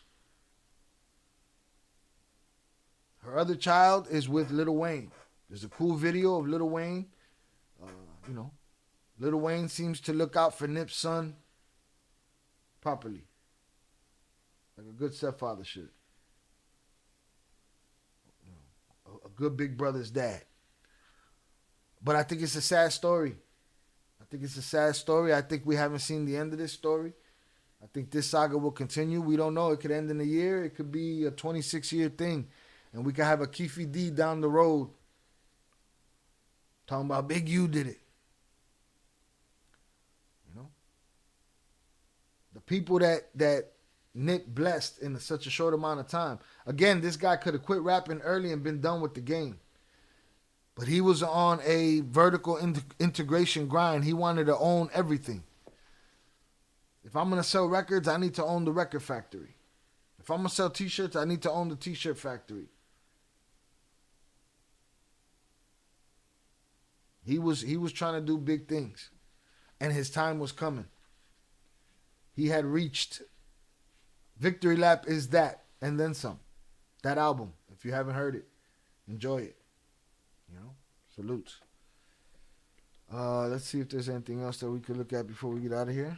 Salutes to y'all. Hundreds up in the chat for y'all. I appreciate y'all for hanging out. Hit the like button if you have yet to do so. Sad story. Let me see what's going on here. Shout out April. Nick Cannon never put out the Dr. Sebi doc even after finishing it.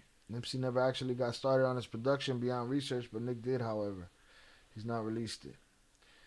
Highest song when Nip and DJ Khaled was amazing. An amazing song. Could have catapulted him into a new place. A song that would have been used in so many movies and so much publishing. A beautiful moment. I'm glad he got to see it. It was like it was meant to be that he'd be in that restaurant and see that video that night.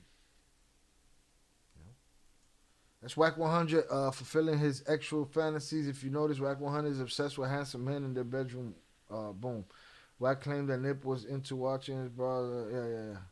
Well, we've learned that other people are into that too. Whatever it is, it's in your room. It ain't my business. You know what I'm saying? Whether it happened or not. It's the foul play I'm worried about. My symposium, Securing the Bag, will start in Atlanta and in NOLA. It's about security measures with celebs. Salutes to you, April. They need this information. Shout out Wack 100 is a verified snitch. He's ruined Game's career. My client took him to task, shut his ass down because he came with facts that he didn't know we could obtain. Don't F with my peeps. Salutes. Man, Aaliyah said, what does April do for a living? John Lopez says, Nip rapped about extortion and crazy-ish. There's so much extortion going on in the industry. He was privy to it. He knew it. You could feel when somebody's friendly, trying to press you. And, you got to push back carefully and play your cards right. Play your fucking cards right. Salutes. There's another guy doing a Nip. There's another guy doing a Nip live stream right now. Shout out to him. But he got 1.2 thousand watching. We've been 25 deep, 30 deep all night. Salutes. All right. But I'd much rather, I'm glad I'm here with y'all 30. Salutes.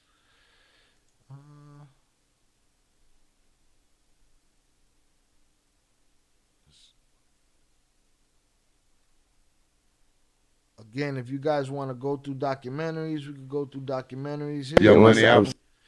Here's the Wayne video. Music video of Higher was great quality. He was moving up, man. So sorry, 1 second. I'm so sorry, 1 second. That's killer, man. That's Cam. Lil Wayne and Lauren London's son calls Wayne mid-interview and he sends Nipsey's son a picture of his father.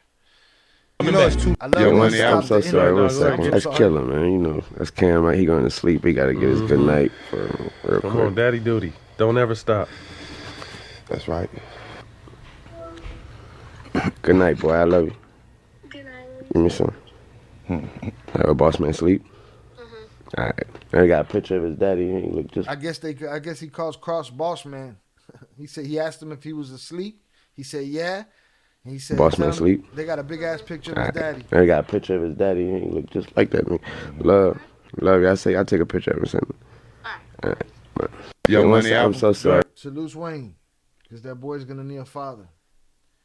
He had an amazing father. Took that shit from him. His daughter, I'm sure she got to suffer for him too.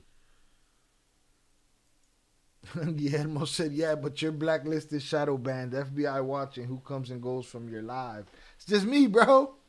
Shit. Y'all can watch. Listen, FBI, if you're going to watch, just get all of y'all in here, though. Let's get, 1,000 viewers in here or something if you're going to watch. I'm a retired political consultant. For simply being an organizer, which I love. I left corporate America to work for Obama, Biden, and Democratic Party. I'm now self-employed publicist, public relations. Salutes April. Let's see what else I got here.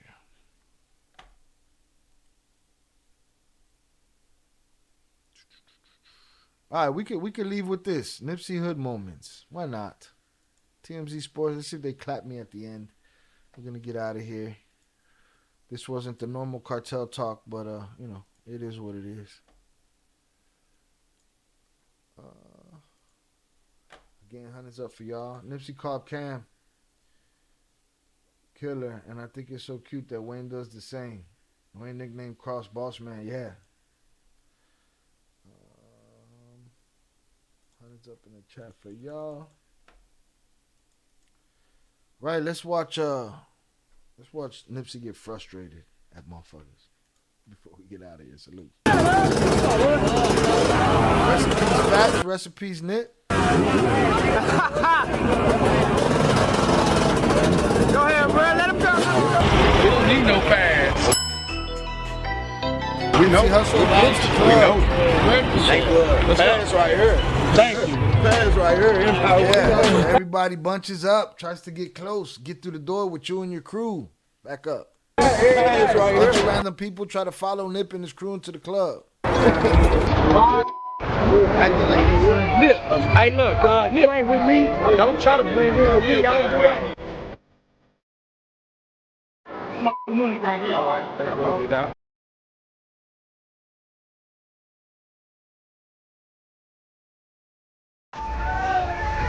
Highway with it. took over the highway. You know how many mad people had to be on that highway pissed off? Don't give a shit about him doing a video. Shout out Yael. I thought I saw you in here earlier. Salutes. I think I might have missed it. Salutes to you. Thank you for being here. April said facts. FBI, CIA is shadow banning Shy. Y'all think it's a game, but it's not. Shy's the best. Y'all share him to your social medias to eliminate the ban. Salutes. Enjoy the live as usual. Keep doing your thing, Shy. Salutes to you, Big Blanca. I appreciate you. Jonathan's one frustrated MRFer. It happens. Don't let it get to you, bro. Somebody asked what I did or do. Yes, facts. Oh, I know. There was a lot of pissed off people on this highway right here that don't give a shit about his video. Highway accident. I wonder how many takes they did.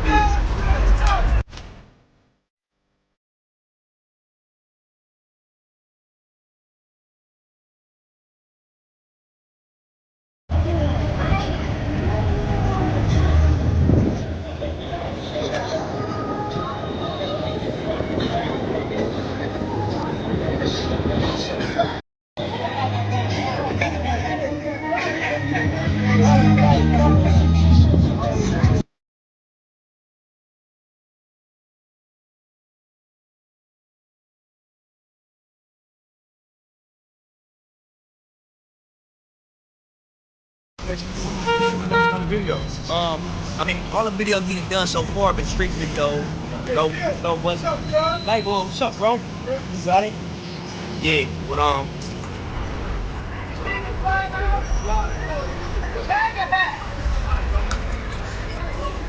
stop traffic.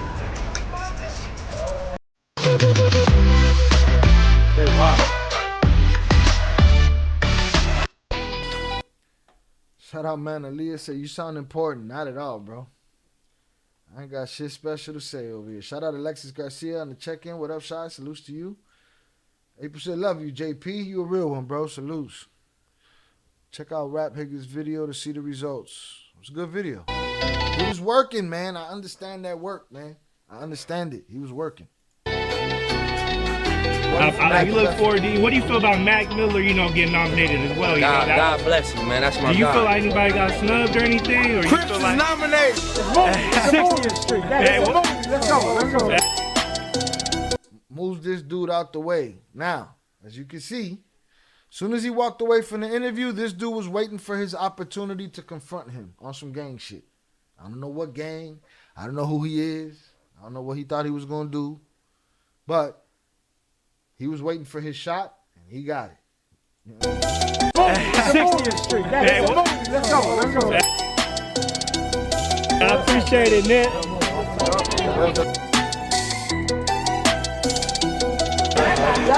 When they raided one of their stores, that's when they raided the store. Got arrested. They just mad at you, homeboy. They just mad at you. This is what movies are made of. But this guy's story wasn't over. His story was not over.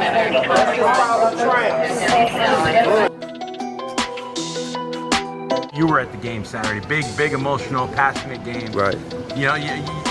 A picture of you went viral because a lot of fans actually thought you were about to go in there. Nah. And throw down. Were you not? Nah, definitely not. I don't do all that. I might be in the heat of the moment and cheering for the game. I ain't finna be instigating no fight on TV with a million cameras in the NBA. These dudes get fined, and this their career. I don't play like that. You're a guy that a lot of people wouldn't want to mess with. You think this is gonna up Ingram's cred in the league? People are not gonna mess with him anymore. Tenzi doesn't hear the Man, words. Ingram a great player. He just gotta keep playing, doing what he been doing. He gonna be good. He's gonna be good. Yeah. But just give him more street cred. Do you think? And that's how I be feeling. You know what I'm saying? You know when people are putting bullshit on you. I don't know what that is. Right, you don't know what that is, but Okay. Little black NFL owners, Puff, Kaepernick, Hustle might donate a couple dollars to it. Slow going in, you know what I'm saying? Okay. Bet on that, man. And f the nigga that was on the news, woofing that shit, man. We gonna catch you and beat your ass. And we got some homegirls for that too. Back when Paris Hilton was trying to be a rapper, DJ Ski invited Nip and Dom Kennedy to meet Paris. Good. Here's Matt. Hello. What up? Nice to meet you. What up? What up, sir? Life is good. Hi, what's up? So this is kind of a crazy combination. Did you ever think you'd be on the same couch with Paris Hilton? She ever think she'd be on the same couch? Like, if I don't give a shit about Paris Hilton and I sit on the chair, you're going to get the same answer out of me. You making her special, not me. I don't know nothing about her. It is what it is. Street cred. Super cringe. Yeah, like, don't talk to me about this bullshit. Nipsey slapped security for disrespecting his bodyguard. Smack him quick. Oh, we couldn't see it. We can't see it. Damn it, YouTube. Censor America.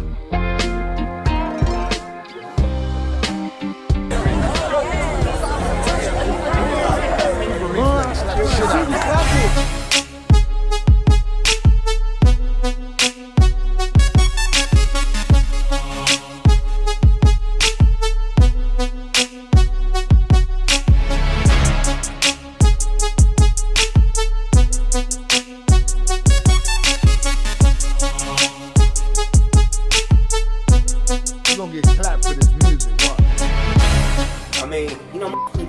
Say it is what it is. Whatever they say, it's what it is. We all eating, we all getting money. I'm in a good position. I'm happy. I'm out here. Ooh, yeah, this one. Explains his beef with Complex. You know what's crazy? Complex wrote an article about me in like 2013 and called me one of the top 10 underachieving rappers. And I was so offended by that I spoke out and I said something. I ain't consider myself an underachieving rapper. I consider myself an overachieving, street nigga, to be just completely honest. My group of individuals, I was the most successful out of everybody. You know what I mean? So I was just offended by that for real. Cause you can't go to your hood and talk shit about Nah, man. And it's not even just the hood, just in LA, just knowing people that know the story, like, man, he came out the trunk for real. You know what I'm saying? That really was on Crenshaw Sauce and out his trunk when he was 16, telling he finna go, he finna do this, you know what I mean? And it wasn't popular at that time. It was gangbang. So for me to say I'm about to sell my CD and I'm about to promote something positive, it was like, yeah, all right, you know what I'm saying? And I had to fight for that. I had to really like defend my dream, because it was like in that area, it's like you ain't full-time killing, you ain't on a mission every day. Damn, man. You ain't with the bullshit, but it was just and not with the kill. I'm just saying I was full throttle with all the other. That's real. How close is that to like? That's authentic. You be at the gas station pumping your gas, you start busting on. That's it. We got gas stations that be like Club Arco or Club Shell. Like where you at? Meet me at Club Arco. Is a pull up to Arco, be 50 thick. To be out there. I don't know. Yeah, it's like another country. It's literally, it's so but nice. It's a car culture in LA. So that's where you pull up. It's a thriving city. Period. So, you want to be in your car. You want to be singing in your car. You don't want to be in the club standing with it. You want to be in your car with your music playing, sitting on your trunk or something. You know what I mean? Smoking your weed. You can't put your expectation of me on me. I'm me. I mean, you're not going to ever make me feel bad for it. You're not going to make me react to how you reacting to me. I don't care. I'm me. And if I part of who I am, disrespectful or crossing the line of like basic things, I'm gonna check myself. But we all are individuals. So for you to think my balance or my ratio, I'm to this and to that, and I ain't got enough of this and enough of that, that's all love. Just keep it to yourself, bro. Because I could just quietly tell you fact for fact how you got the whole story, bro. Yeah. Or I could just tell you and slap you. Yeah. But let's find the middle ground. You feel me?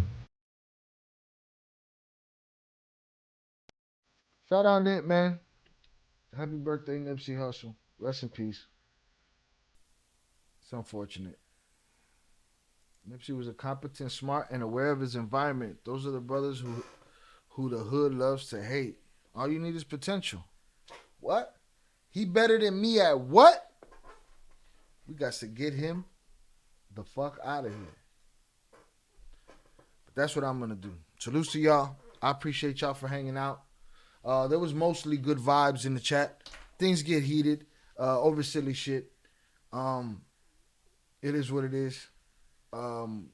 We should get to a point where we don't have to, where we can have conversations without, bullshit. But it is what it is. Salute to y'all. It was a good time. Again, we covered a whole bunch of it. If I missed something, let me know. But I wanted to cover this today. It was his birthday, and it's just something I wanted to do. So we're here. Shout out Crash Out. Shout out Big Blanc, Chucky, Zoraida, Albert, Velez 408, JP. Salutes to you, sir. Oso, salutes to you, brother. PR Black, I appreciate you. 123. Salutes to you. Jonathan Pinto just sent $5 salutes, kid. Oh, my dude, thank you for your determined, dedicated, hard work, and your resilient self for all that you do for us and your great quality content. Out to the chat and the Cartel members, like and subscribe. It's 300 points. Kanye wildin', boy. Jonathan Pantoja West. Salutes for the $5 power chat, sir. And again, don't feel like you gotta wait till you can do that whenever you want to do it. It's the only thing that can interrupt me, so you can do it whenever you want to do it. Salute Shahil, my dude. Thank you for your determined, dedicated hard work and your resilient self for all that you do for us and your great quality content. Shout out to the chat and El Cartel members. Like and subscribe. It is free. It's free, y'all. It's free. Salute Jonathan. We appreciate you, sir, per usual. Well done. Salutes. Who else is in the building here? Shout out April Campbell. I appreciate all your insight. Salutes. Upper Echelon, appreciate you for coming through. JFL, salutes.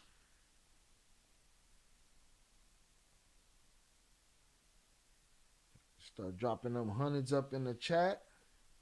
Boom, I'm going to hit this button over here because it's going off. So I'm going to bow. Shout out Ivan, like number 19.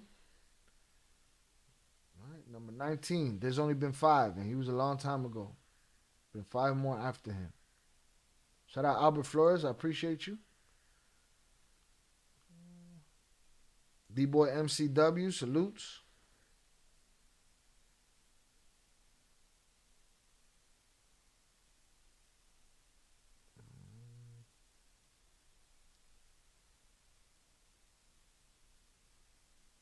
Shout out Manalia. Appreciate you.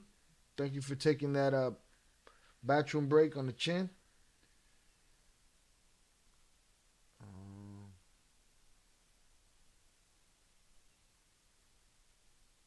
Who else was in here?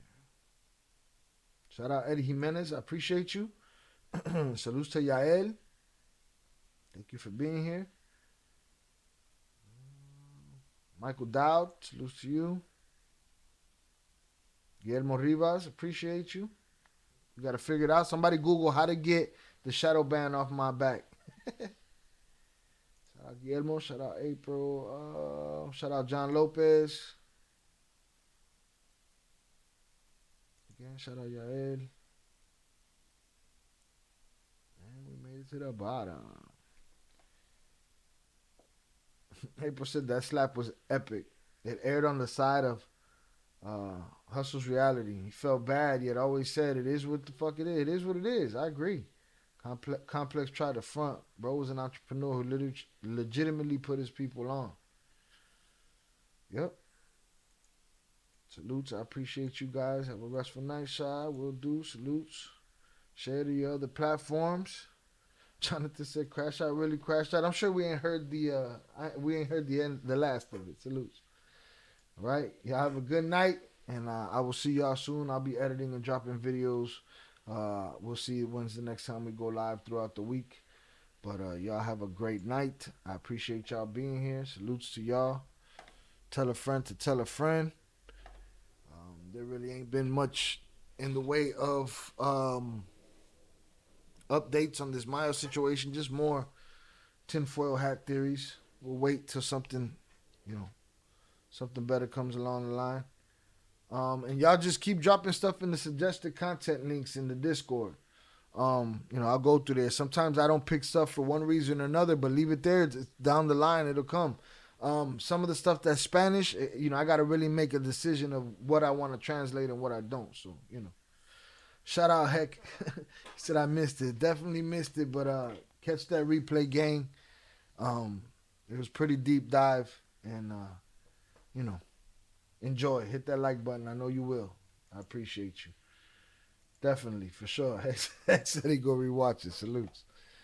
All right, with that said, we're going to go out the same way we came in with Bring Me Down and Restlessness. So, y'all have a good night, and I will see you. To anybody catching the replay, you guys can also support the channel by hitting the super thanks and the super likes and all of that good stuff on the replay.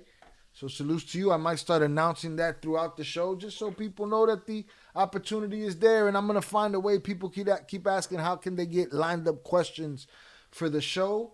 Like when I do an interview with the twins and shit like that, we're going to figure out how to do it where you could just, boom, put your $2 dono in and your question will be added to a list, And if we can get to the other ones, we get to the other ones, but those will take priority. All right, salutes Heck. Salutes Oso, salutes Jonathan, salutes Zoraida. I appreciate y'all. Y'all have a great night. Rest in peace, Nip. Moment of silence for Nip and Fats before the music goes. Rest in peace, Nip. Rest in peace, Fats.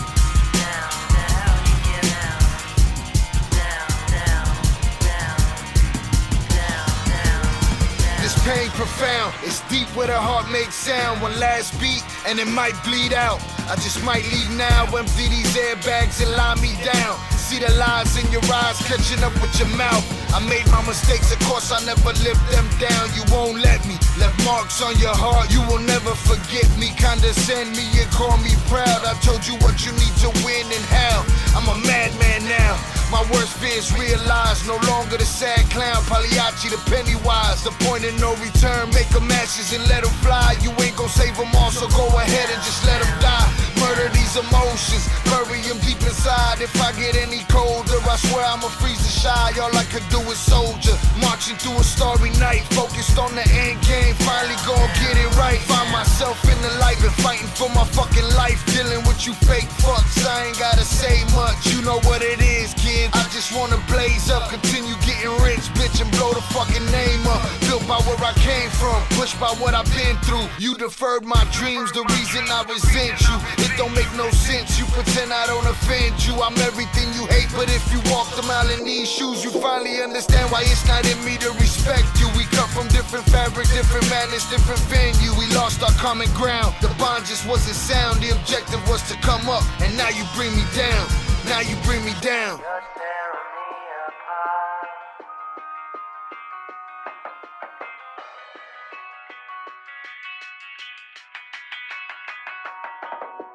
Crushing me inside.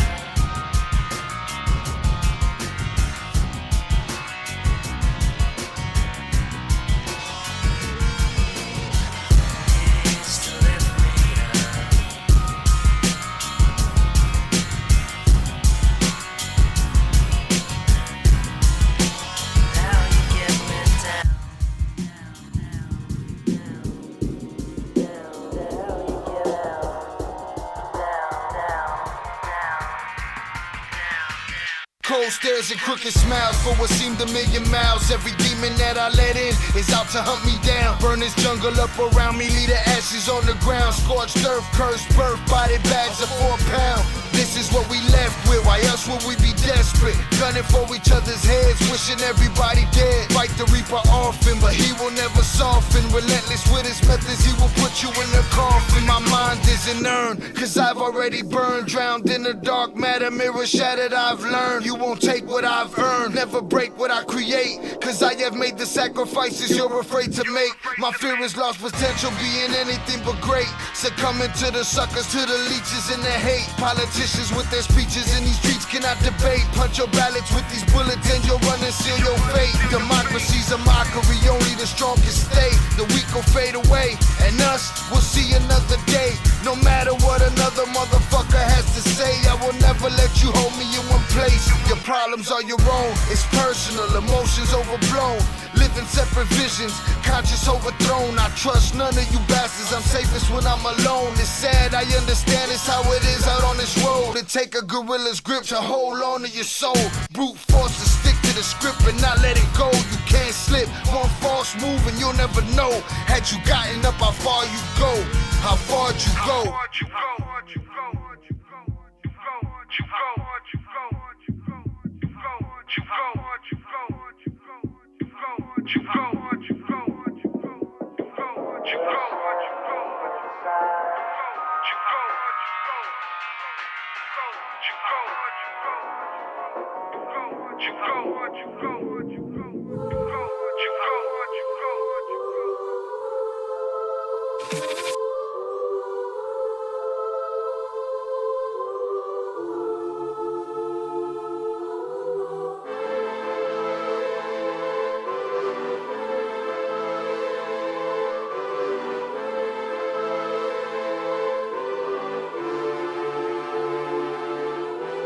Hanging from a thread till you dead, cause your partner put a price on your head.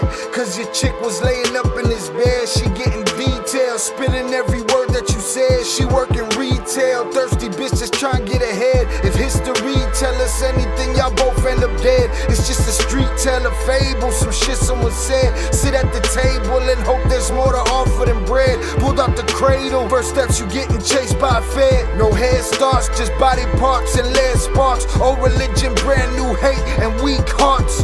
Oligarchs, krakens, dragons, you see sharks. Imagine you could manage to maneuver the deep part. You a savage, you can have it, just show all your teeth sharp. If you could grab it, you could stab it, just aim for the bleeding heart. The ones that show compassion, a soldier that seeks art. Does the artist that wage war take over or take part? Taking a knee, thinking no one faithful is me. I'm good people in bad lands, no evil live within me. I mind mine, I survive, find this land's for the free. If I'm mistaken, I'm forsaken, no one rescuing me. Residual effects, stray bullets through familiar necks. For any number of infractions that I deem disrespect. Your beliefs, you deserve better, but we both in the shit. You just haven't come to grips with it yet. Fight or flight, and they ain't really nowhere to go. If your back is against the wall and you ain't throwing no blows, you gon' crumble in the rubble, become blood in the snow. If you a victim, they collect them, grab the body and go. Dig them and ditch them, total disregard for the soul. Gas them and lit them, watch the flesh burn in the glow. Where we live and catch a shiver, this a hell you don't know. Your best hope is that your dying ain't slow, or your dying's a show. Where we at, it's every man for his own. A bloody backdrop, where killers just zone and slice flesh to the bone. Masked and gloved up front of your home. A flash of gun, but the side of your dome. Fresh blood from a stone, dents in your sense. Kick your fucking ball through the fence, dare you to say something. No sense in sitting around in suspense. Find out what's next, open your fucking mouth, disrespect. See the extent of how my life is intense. She beautiful and oppressed in a permanent summer dress. She a servant and still she blessed. Children cradled against her breast, whispering prayers, wishing their souls the best, knowing that they forgotten, not forgetting they're blessed. The bloodiest red lights, just piles of dead life. Something must be broken, the glyphs wasn't read right. You think them Bible papers was shed light? Yeah, right. Burn after reading, tell the preacher I'm leaving.